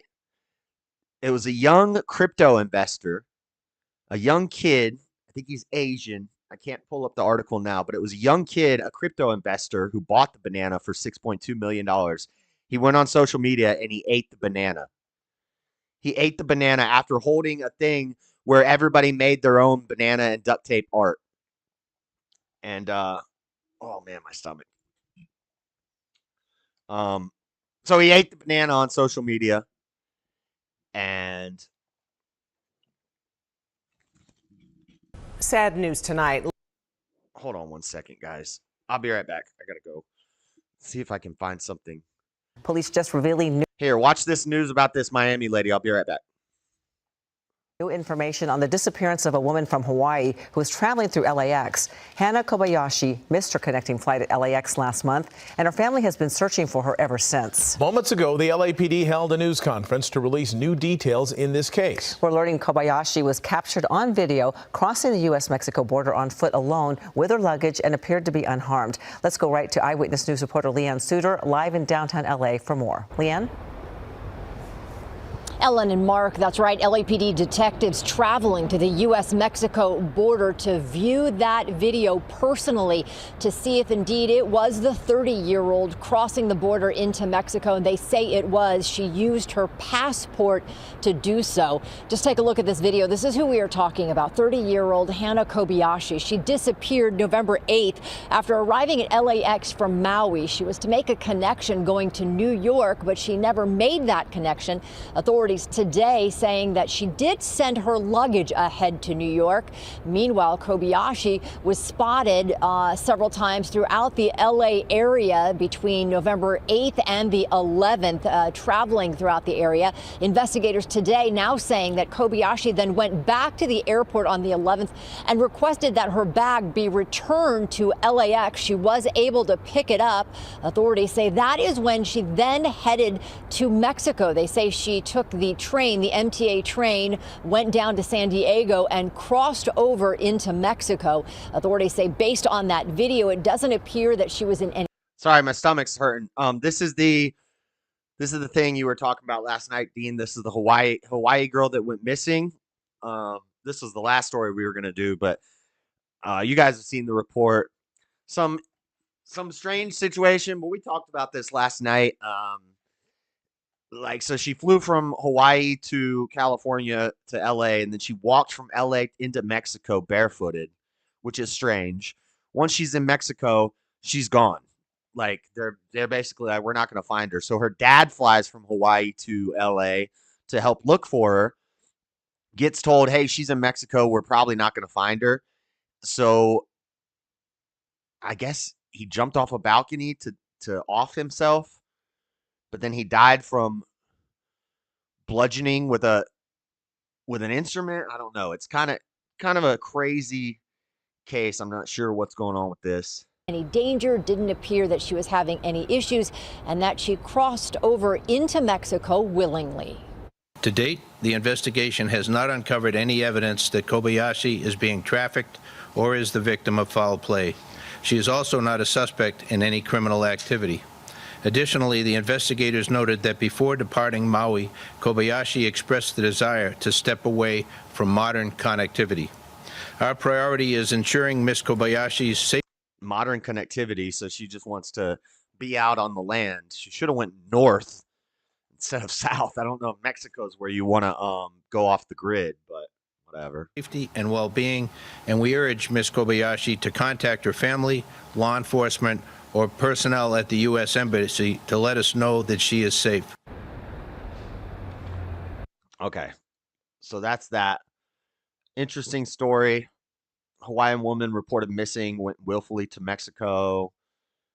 The crazy part, though, is where her dad shows up and then he commits suicide, say. But, you know, maybe he was just really upset about his daughter. I don't know. If anything new comes out on that, we'll check it out.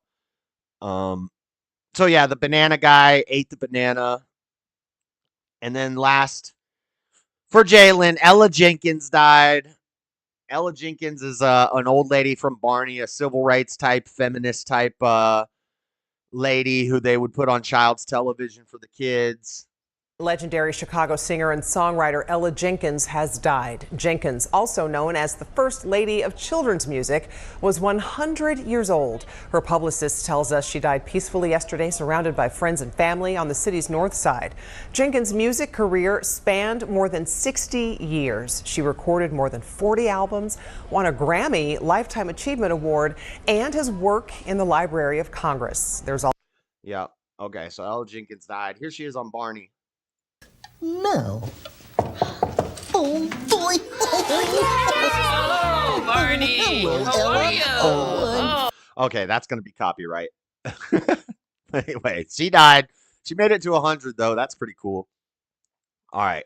Enough of all that. That's rapid fire news. Not a heavy news week. We're going to move on to our last segment here. I'm going to try to wrap up the show before 9 tonight. Hopefully like 8:45 at the latest. Oh my gosh, my stomach is killing me. I'm gonna have to leave you guys to watch something. So now for the last little bit of show, we are going to check out the Vegas shooter deep dive. I need to put this over here. One moment. Get my windows all straightened out here.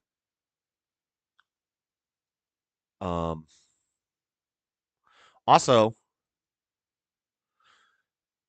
the other day, Monday, we celebrated one of my videos. The third video I ever made on my channel hit 100,000 views.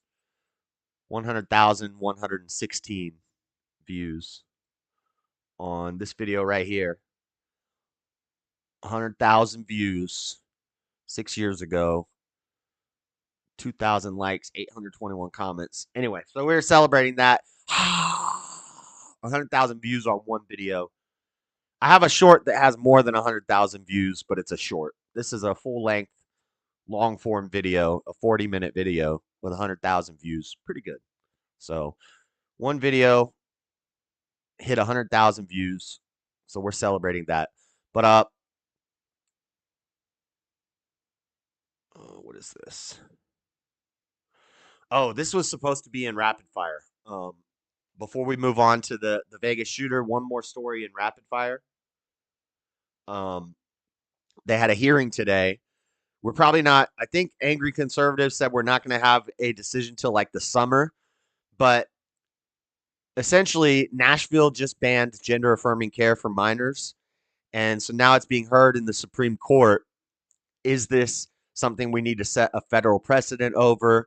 Or do states have the right to make this decision? Or do they need to have some sort of federal Supreme Court thing that says you have to let kids get this gender affirming care in every state? And there was a hearing about it today. It's crazy that this is what the Supreme Court's time is taken up with, whether we can block puberty of minors, whether they can make a life-changing, possibly irreversible decision about their life and about their potential ability to breed and procreate. That's what Supreme Court is hearing. Supreme Court hears challenge to law banning gender affirming care for trans kids. So that hearing was this morning. I don't think a decision has been made yet. Challenging Tennessee's law in the Supreme Court are 3 trans kids and their parents. So these kids from Tennessee have taken it up to the Supreme Court, and yeah, it's some evil stuff. Evil stuff. But all right, let's get into this Vegas shooting stuff. So Daddy Joe told me to find this map. He said it was a 4D map. It is not a 4D map, but it's a map that basically shows every notable location relating to the Vegas shooting. All these are like calls that were placed about it. 911 calls were placed all over the place. The Vegas shooting, let me just start you with the basics. Happened October 1st of 2017. And there's a lot of controversy, a lot of talks about should we say the shooter's name, should we not say the shooter's name. Studies have been done that show that if you say the shooter's name, it actually leads to more copycats, and people will study the news reports to figure out where the person went wrong, what they did wrong. So a lot of people refuse to say a shooter's name. My channel's not that big, and it's been a while, so I'm gonna say his name, or we're gonna look into this guy. His name was Stephen Paddock, and somehow he was a multi-millionaire, high roller, spending thousands of dollars every weekend at casinos, staying in a nice suite, and he basically, over the period of like 2 weeks, moved 21 guns into suitcases through a private elevator. Since he was VIP, he got a private elevator. And over 2 weeks, he was bringing suitcases and suitcases and suitcases of guns into this room. Lots of ARs, lots of ammunition.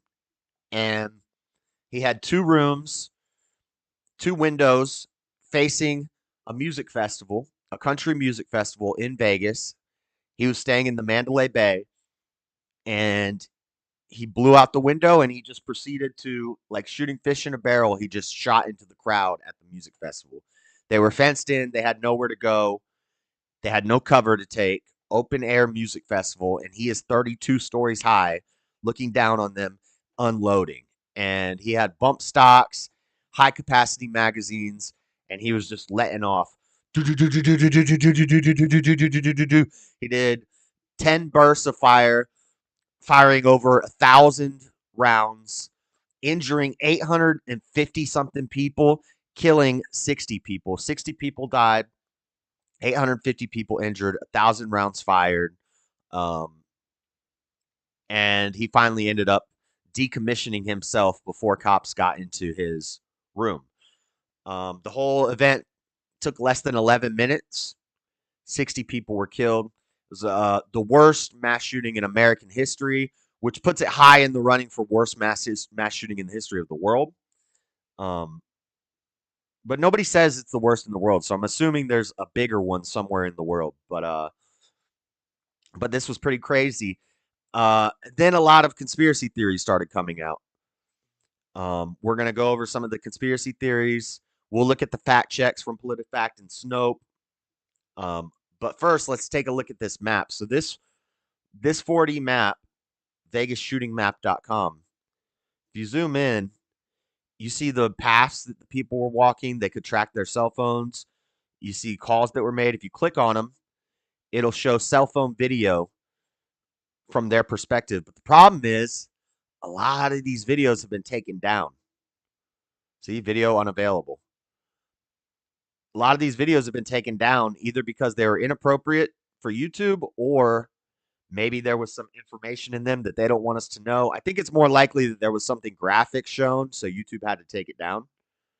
But this website's cool. You can look at the perspective from all the different places.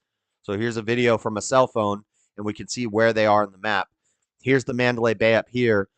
You can't see the shooter's window. It's off the frame here. It's over on this side.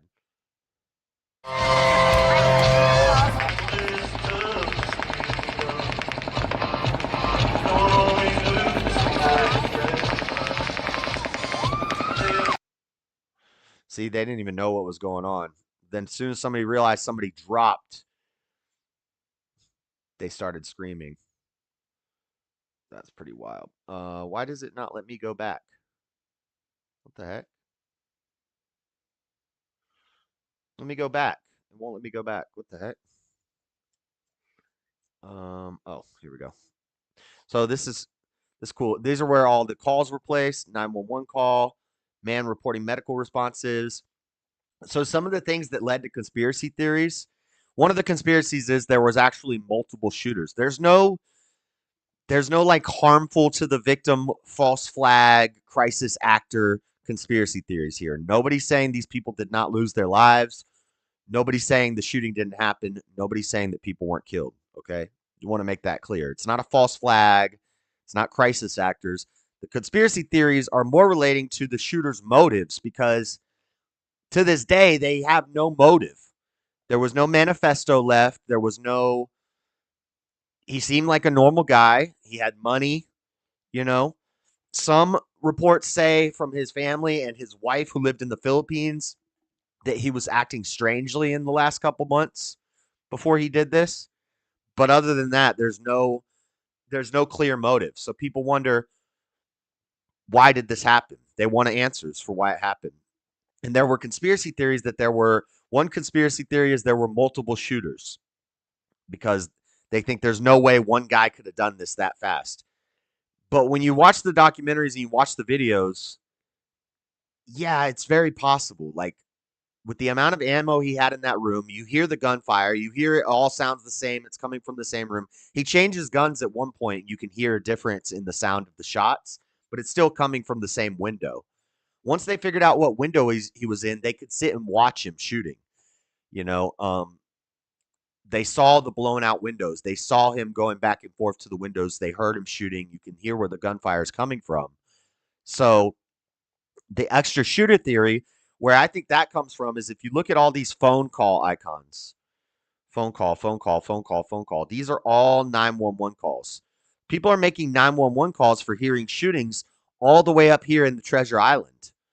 Sees a man hiding in the parking structure. So see someone way up here north at the Treasure Island, hears gunshots and says there's a guy hiding in the parking lot. Then you get another report here.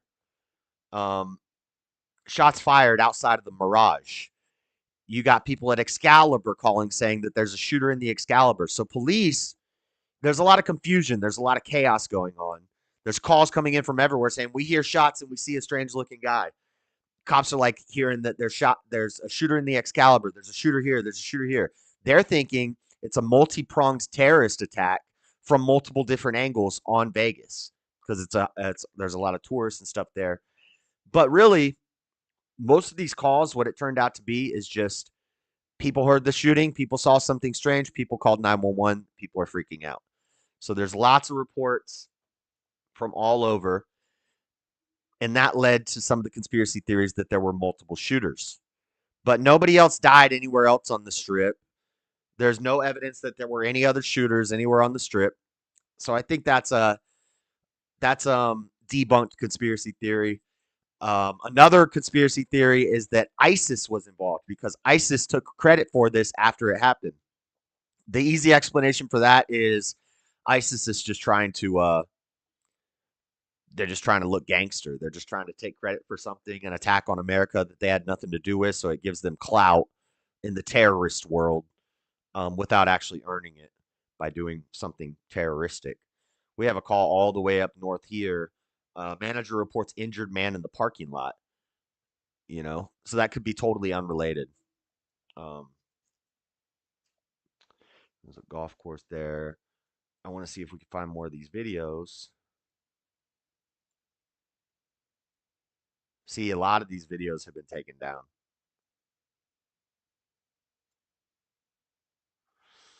Picture of the Mandalay Bay. So it was about the 32nd floor, like these two windows right up here. Let's see. Let's watch some videos. The mass shooting in Las Vegas unfolded on a scale that has confounded the public, and investigators too.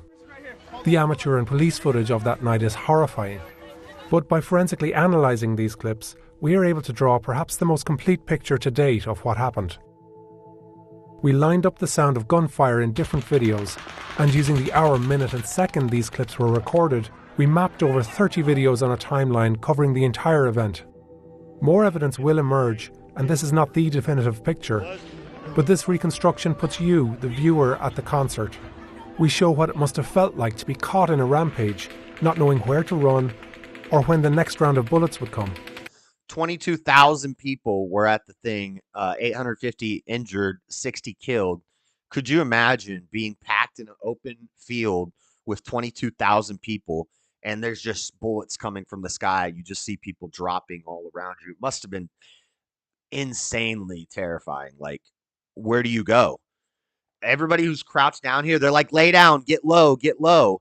When you have shots coming from overhead, laying down on the ground is not gonna, it does not give you a lower profile, right? Like, there's still as much to hit. If I'm looking down on you, you're not hidden. None of these people are hidden. None of these people are safe. And our wide-ranging investigation reveals what unfolded minute by chaotic minute.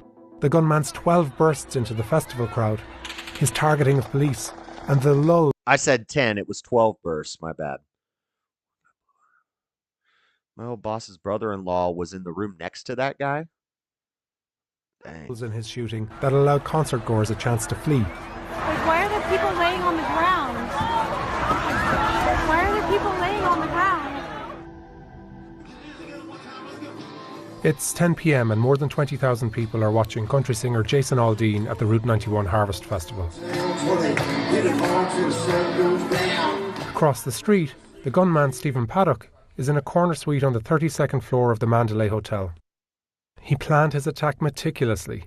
He had assembled an arsenal, bolted an exit door shut, installed surveillance cameras in the hallway, and calculated his elevation and distance from the crowd. A few minutes into the show, Paddock fires what appear to be single rounds from his hotel room. Video timestamps reveal that this happened after 10:05. Why doesn't Paddock fire? What's strange is, though, you don't see bursts coming from these windows, so you keep your eye right here. There looks like there's a window blown out over here, but he's in this corner. He's right here, and I don't see flashes coming from up here. Fire more rounds at first. There are at least two theories. He's checking that, and he must have had the lights off in the room because you don't see lights from behind him. The range and trajectory of his gunshots match the calculations he made, or he's firing at fuel tanks in the nearby airport. Whatever the reason, an uneasiness fills the crowd and people move toward the exit. 30 seconds later, we hear what sounds like automatic gunfire.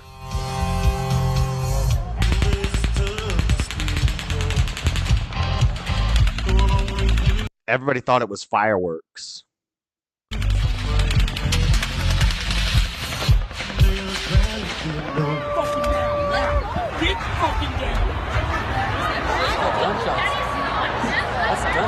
It's the first of 12 bursts Paddock fired at the festival. More people begin to leave it. Okay, we can't watch this whole thing, but I've watched all the documentaries on this now. Stuart's message really... So now this is relating to conspiracies, not what that sounds like. Yeah, it doesn't really sound like fireworks, but what you don't expect people to be firing rounds into the festival.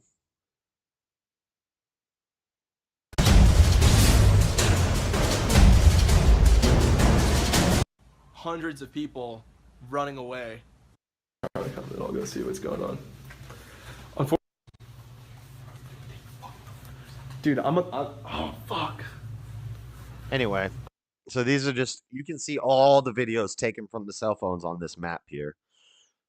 And then there's also skull and crossbones where people passed. Victim number 20, victim number 8, victim number 9. You can get all the information about all the victims. It's just a field of bodies.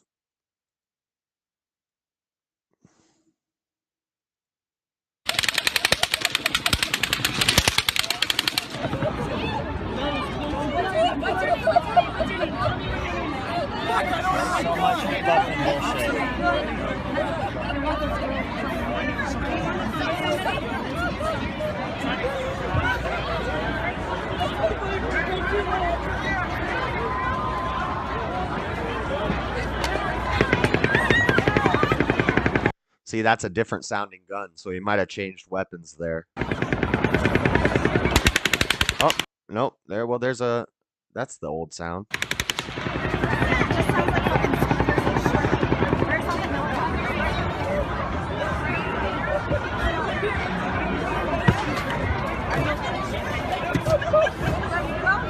No!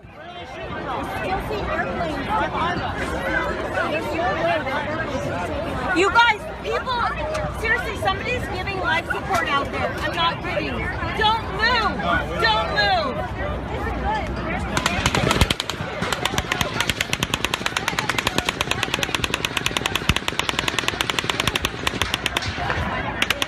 Don't move. You're sitting ducks. Get out of there. So that's pretty crazy. Let's read some of this from Wikipedia. That is auto. Well, not from all the evidence that was found. It was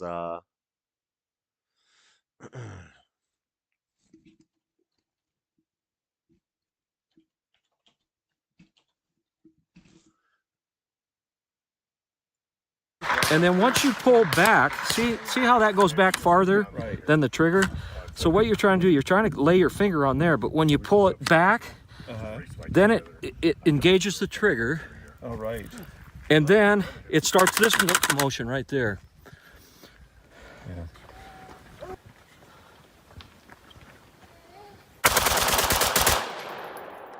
sounds kind of like that. That's kind of what it sounds like. That's an AR-15 with a bump stock.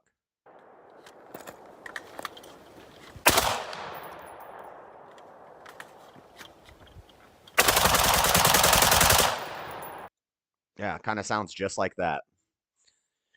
And they went into this room and they found all of the weapons. They found the bump stocks, the modifications that was put on them. This led to the bump stock ban.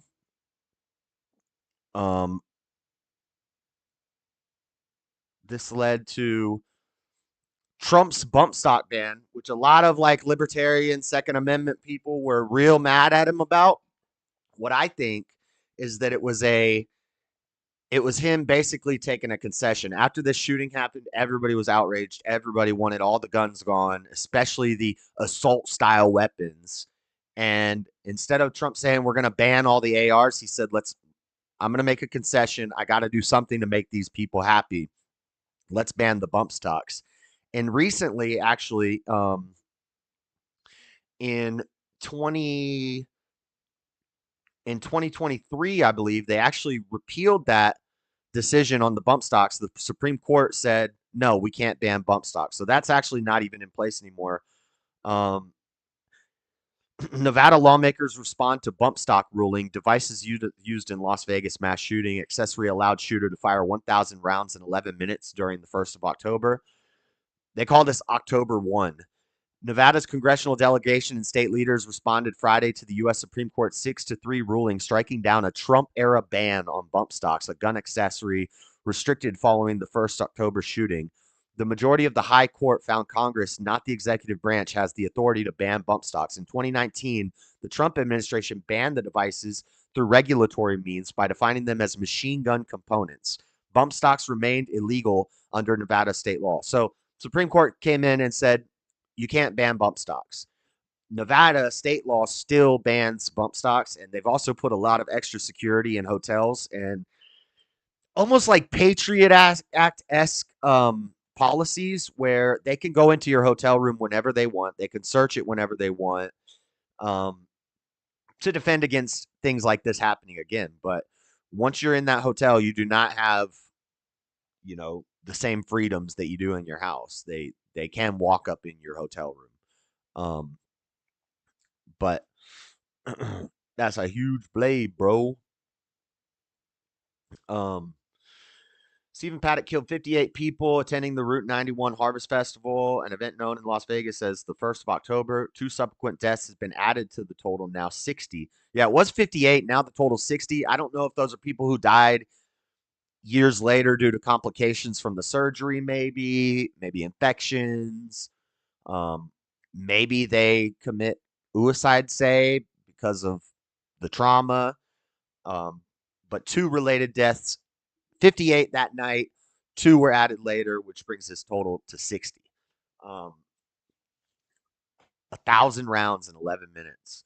In the wake of his shooting, Southern Nevada's congressional delegation pushed Congress to pass a ban. Specifically, Democratic Rep. Dina Titus, whose district encompassed the Las Vegas Strip, has pushed for passage to a federal ban. So they did federally ban these bump stocks. Then in 2023, they revoked the ban. They said it's not constitutional. We can't ban bump stocks, but the states have the right to ban them if they want. Therefore, Nevada still has its bump stock ban. What else do we got? So here's about when Trump banned the bump stocks. More than 1 year after the Las Vegas massacre, Trump administration bans bump stocks, which, you know, that's something the left should like him for, but they don't. They still don't like him. It's like, I think it's a concession that he made. I think they wanted the ARs gone, and he said, we have to do something to make these people happy, and we have to do something that shows that we're trying to prevent things like this from happening again. Let's ban the bump stocks, which he took a big hit from the right for that, from the pro-gun people. Not saying I'm not pro-gun, but it's not number one priority that I have. But a lot of people were not happy with the bump stock ban, and I had no idea that it was tied to this Vegas shooting. So now, if I'm ever in like a debate and somebody brings up, oh, you like Trump? What do you think about the bump stock bans? I'd be like, well, he made a concession after the Vegas shooting. It was a giant mass shooting, and he had to do something to save face. So he banned the bump stocks. That's why he did it, and it got repealed. So who cares? So that's the stuff about the bump stocks. What conspiracies do we do? Multiple shooter theory, ISIS taking credit. You know, maybe there probably are some theories about this guy. Did the FBI know about this guy? They seem to know about every other shooter beforehand. Were they watching him? Were they contacting him? What sort of three-letter agencies were watching this guy? Who had he been in contact with in the months leading up? These are questions we're never going to have answered, but usually it seems like they're on some sort of list. But he had no criminal record. Stephen Paddock had no criminal record beforehand. He had no mental illnesses or medications or anything like that. He had money. You know, he was a successful guy. Had a wife in freaking the Philippines. He's a passport bro. And he just went up in this hotel and just dumped on people. And it's pretty crazy. FBI documents give new view into Las Vegas shooter's mindset from AP. The high-stakes gambler who carried out the deadliest mass shooting in modern America, killing 60 and injuring hundreds more in Las Vegas, was apparently angry over how the casinos were treating him despite his high roller status, according to a fellow gambler. An FBI interview with the gunman's fellow gambler is detailed in hundreds of pages of documents made public this week. The gambler, whose name is redacted in the document, said he believed the stress could have easily caused gunman Stephen Paddock to snap. Paddock, 64, was a video poker player who relied on gambling as his main source of income. But he was at the high roller tables, spending thousands of dollars a hand on video poker, $10,000 a night. He was a millionaire. Millionaire businessman, real estate, I believe, who I guess had stopped working and just started putting all his money into video poker. And he was running out of money. He didn't like the way the hotel was treating him. This is all we have to go off of as far as a motive. Right, Josh, I wonder.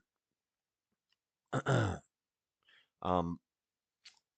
revelation comes years after the FBI in Las Vegas and local police department concluded their investigations without a definitive motive, although both agencies said Paddock burned through $1.5 million, became obsessed with guns, and distanced himself from his girlfriend and family in the months leading up to the massacre. In a state Thursday, Las Vegas police defended their inconclusive findings. We defended their inconclusive findings and dismissed the importance of the documents released this week in the response to an open records request from Wall Street Journal. We were unable to determine a motive for the shooter. Speculation on a motive causes more harm to the hundreds of people who were victims that night.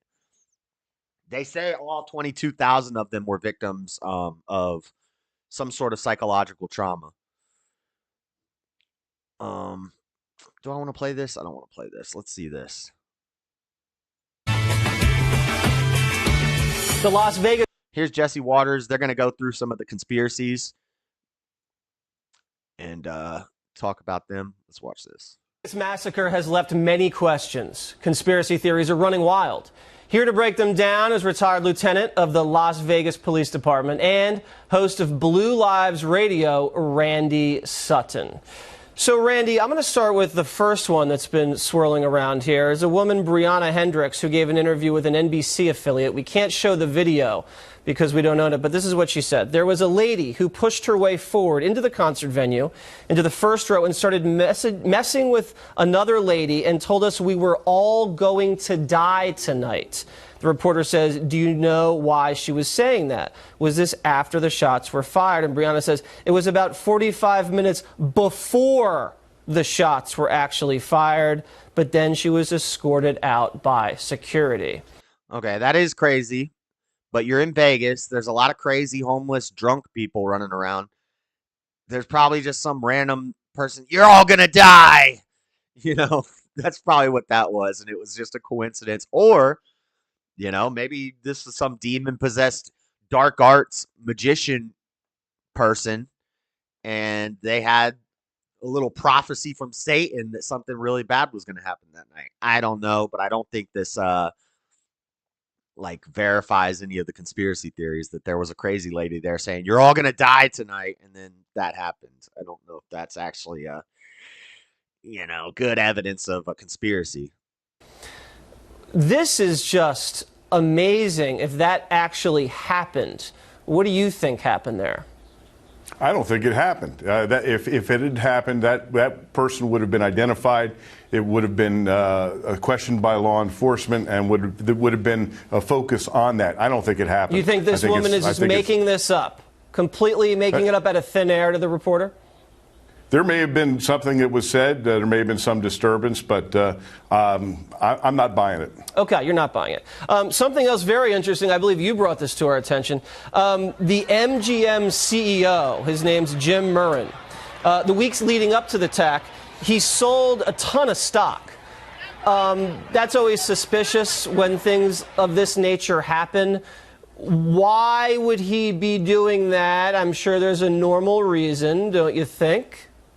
I think that there is a normal reason, but talk about giving fodder for the conspiracy theorists. Yeah. I mean, you couldn't ask for anything better. Let's just feed the sharks here with that. I'm sure that there's a legitimate reason. Maybe he had to buy the baby new shoes or something, but some expensive shoes. He made a lot of money baby. on the deal. I know. You know, that's like when people dump stock right before 9/11 in some industries that was very suspicious. But, you know, It just leaves a lot of questions out there. One of the other things I think a lot of people really honed on to right at the jump was the ISIS affiliation. ISIS immediately taking credit for the attack, saying that this guy converted 6 months before. Now we see he may have taken some cruises to some Middle East locations. Do you believe there's any ISIS connection now? Jesse Ventura. I don't think there's been anything that says that there's been an ISIS connection. ISIS they're a bunch of leeches. I mean, talk about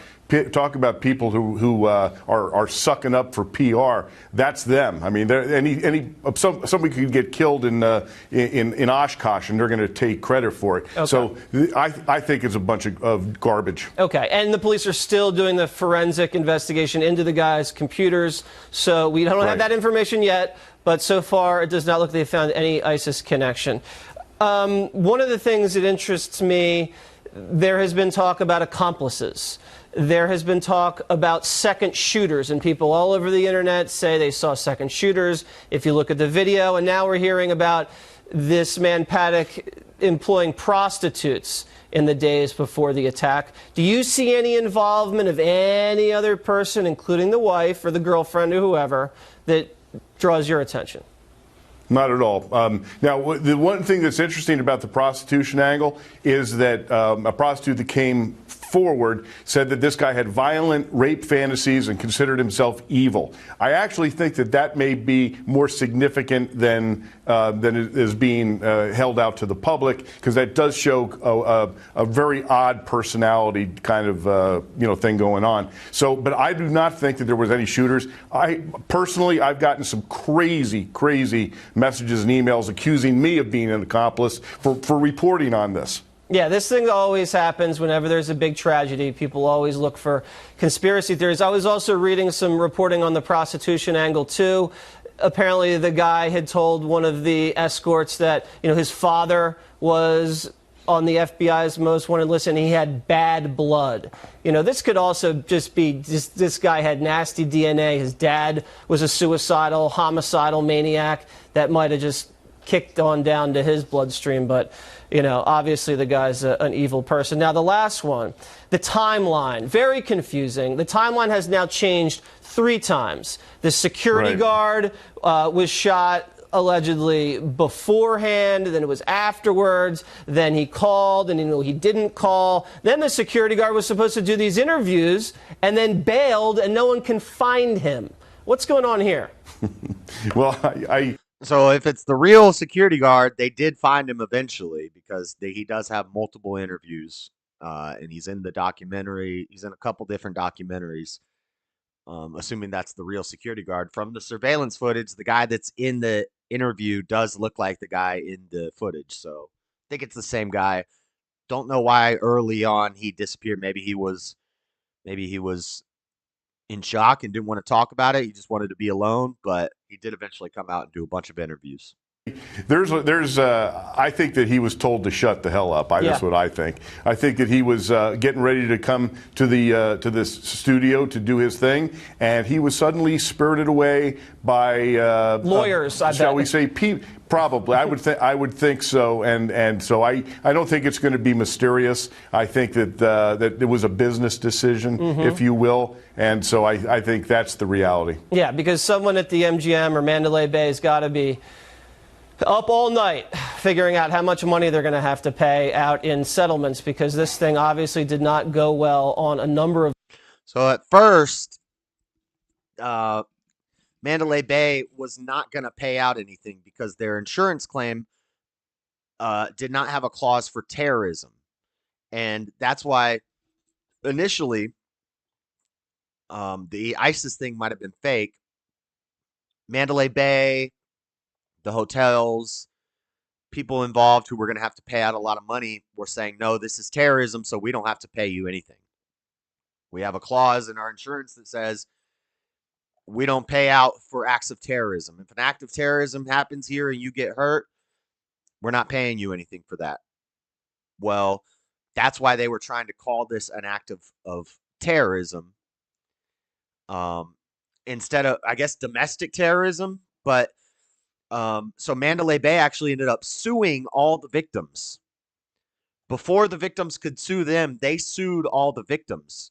Now, they said this was not to take money from them or anything like that. It was just a legal process that they had to do because they knew these people were going to come after them for money. So in order to shut that down before it happens, they sued all the victims.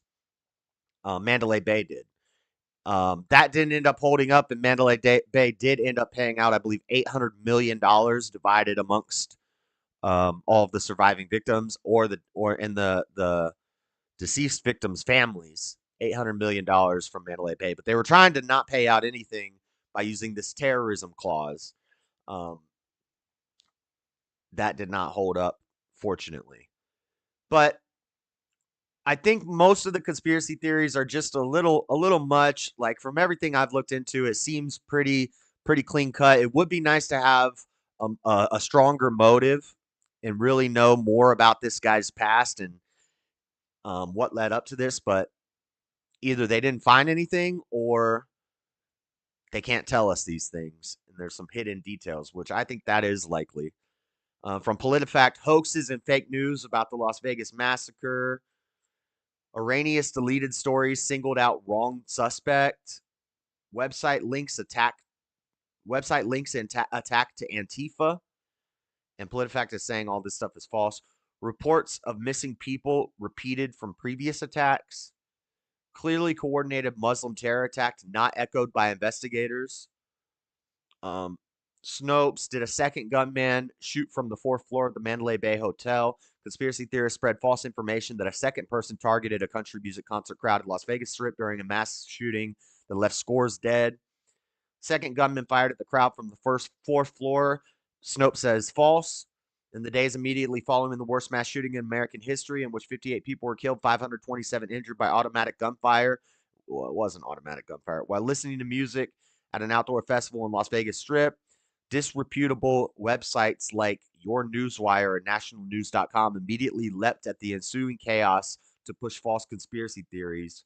However, that has not stopped websites with a less than nodding acquaintance with journalistic integrity from latching to the mass casualty, taking advantage of the chaos and confusion to push conspiracy theories. A website that regularly inserts itself into tragedies, anti-Semitic New World Order conspiracy theory reported. Both videos show gunfire originating from the 4th floor. I've watched a lot of video footage on this, and I don't see any gunfire from the 4th floor. I don't even see the gunfire from the 32nd floor. When it's happening, you don't see any muzzle flash or anything like that. So I don't know. But yeah, I don't know. I've looked at the conspiracy theories. Not really on board with any of them. But I will say there is probably something that we don't. There is some stuff we probably don't know about this guy.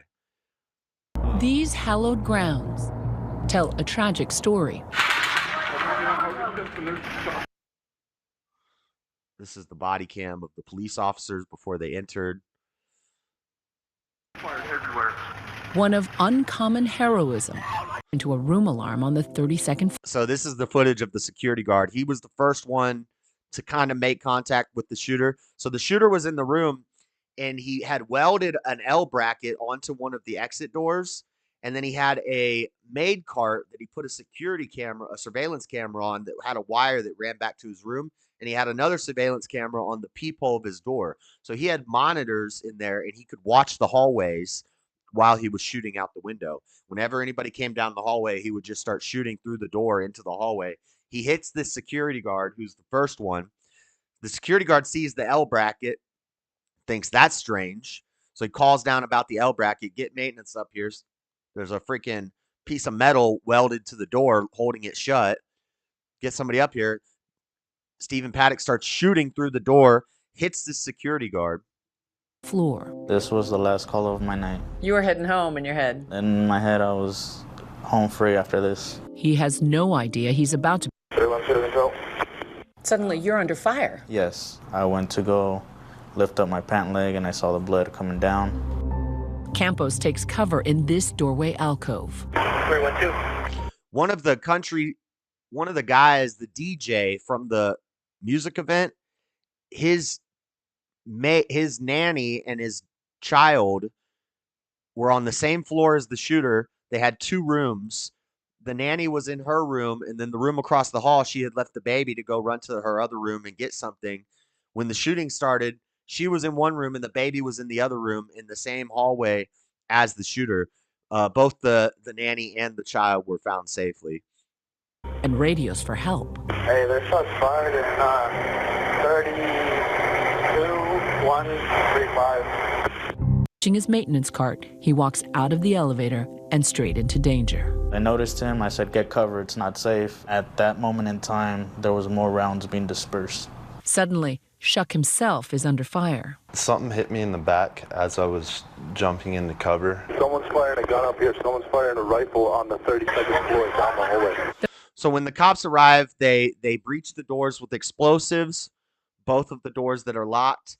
And when they enter the room, they find Stephen Paddock with a self-inflicted gunshot wound to the dome piece on the floor. They find 21 rifles, something like 10,000 bullets, but he was dead on the floor. And we never got the answers. Never got the answers we want. This is A Killer on Floor 32, full documentary from ABC News Nightline. It's pretty good if you want to watch that. There's a documentary series. It's 4 episodes called 11 Minutes on Paramount Plus. Pretty good docu-series, except, of course, they got to throw some woke stuff in there. Like, there's one of the main guys that they're interviewing, one of the main stories from this event was this black guy that was at the country music festival, and he saved a bunch of people. He ran back in and he was saving people. But of course, when he's telling his story, it has to start out with, at the beginning of the night, I was at the thing and a white guy walked up to me and said, I didn't know your kind liked country music. And I felt racism. And I was so depressed by the racism. But I thought, forget about it. I'm going to have a good time at my first country music festival as a black man. And then the shooting starts and he runs back in and he's the hero. And they make a whole big thing about racism in the doc. I was like, this is not important to the story. This is dumb. You're just doing this for freaking social credit points. Why are we making this into a race thing? This is totally irrelevant. And then they did something else like that later on in the series, another like woke segment. And it's like, why are we doing that? Play the Dan Blazarian clip. I'm about to go. Dan Blazarian. I might have actually already.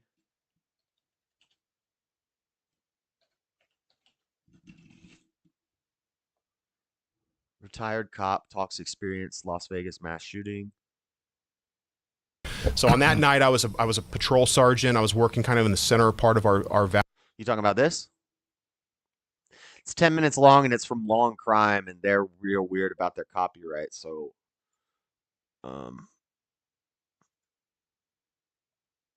Valley.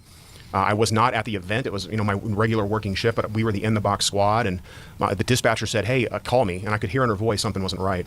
So I called her on the phone, and we were about to, it was like 10-something at night. We're like, graveyard will be out in a little bit. We'll wrap this night up, and our week's pretty much almost over.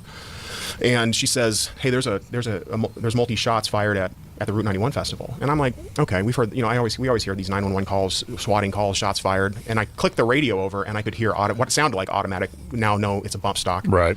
And cops screaming, people down, officers down. And my heart sunk. And my heart sunk, my heart broke for my city, because I had spent so much time in the shadows, in the intelligence world, trying to stop something like this from happening. Working sources and working. Anyway, I'm not going to play this whole thing, but what does he end up talking about? Let's watch the most replayed segment. And internet phones calling in fake stuff to Vegas. So I got back, and I couldn't get back to my command post, so we kind of posted up at Trop in the Boulevard, and that's where I kind of posted myself, and that's where I kicked a certain celebrity poker player. Who are you talking about? Mr. Dan Bilzerian. Hey, the security's phoning out.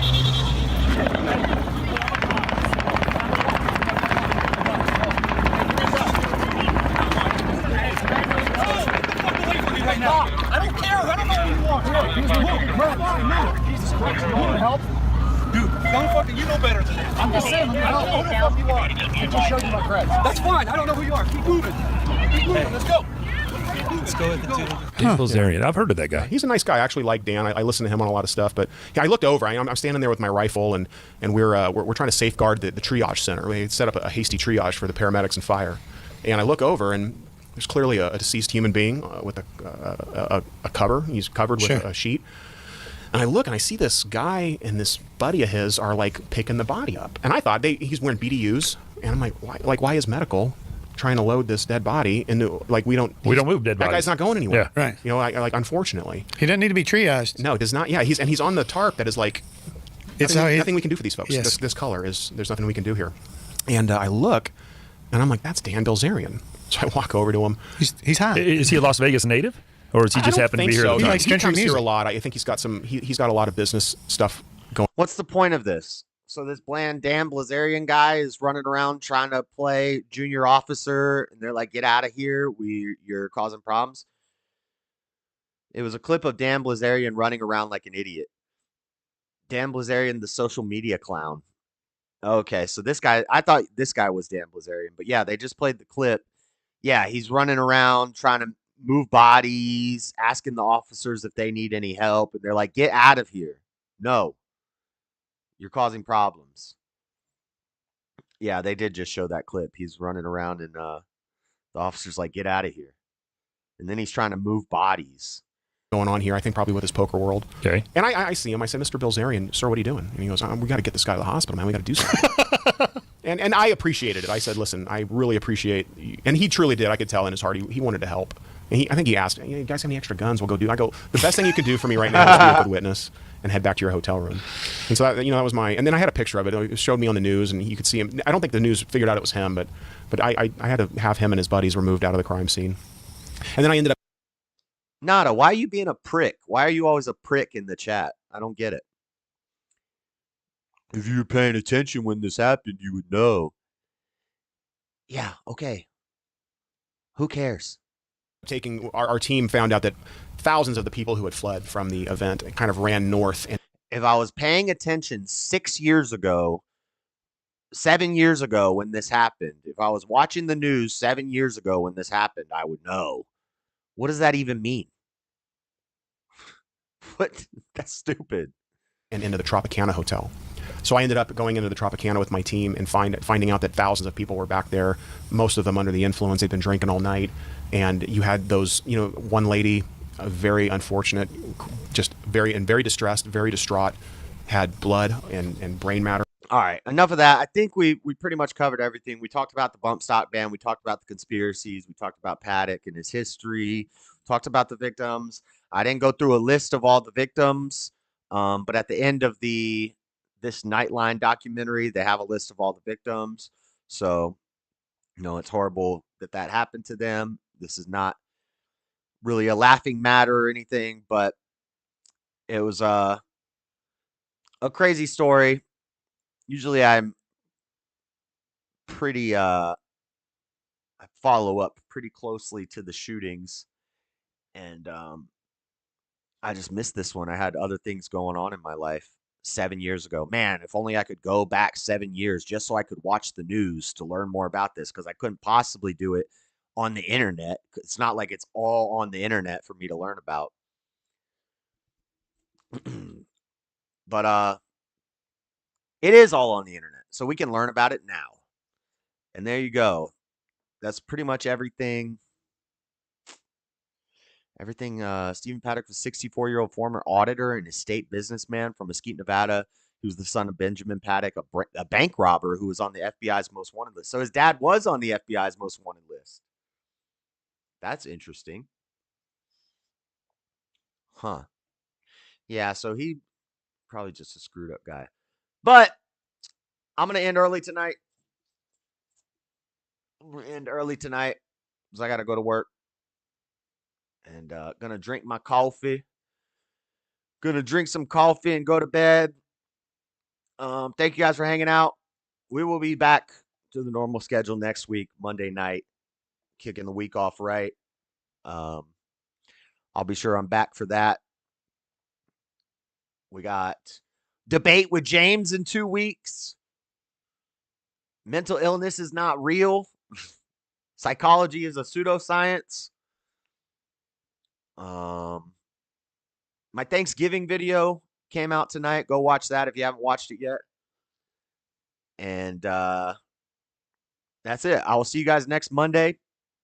Thank you for hanging out. Hit the like button on your way out if you haven't hit it yet. And I'll see you guys later. Let me see if there's someone I can redirect you to. Redirect ad. Grand Pooh Bear is live. Machine Lies. Angry Conservative. Andrew's TikTok invasion. Damien is gaming. I don't know. I kind of want to send you to the Andrew's TikTok invasion. I know we probably won't get a shout out for that because it's 7 viewers to his 4,000. Who? Brick is live? Yeah.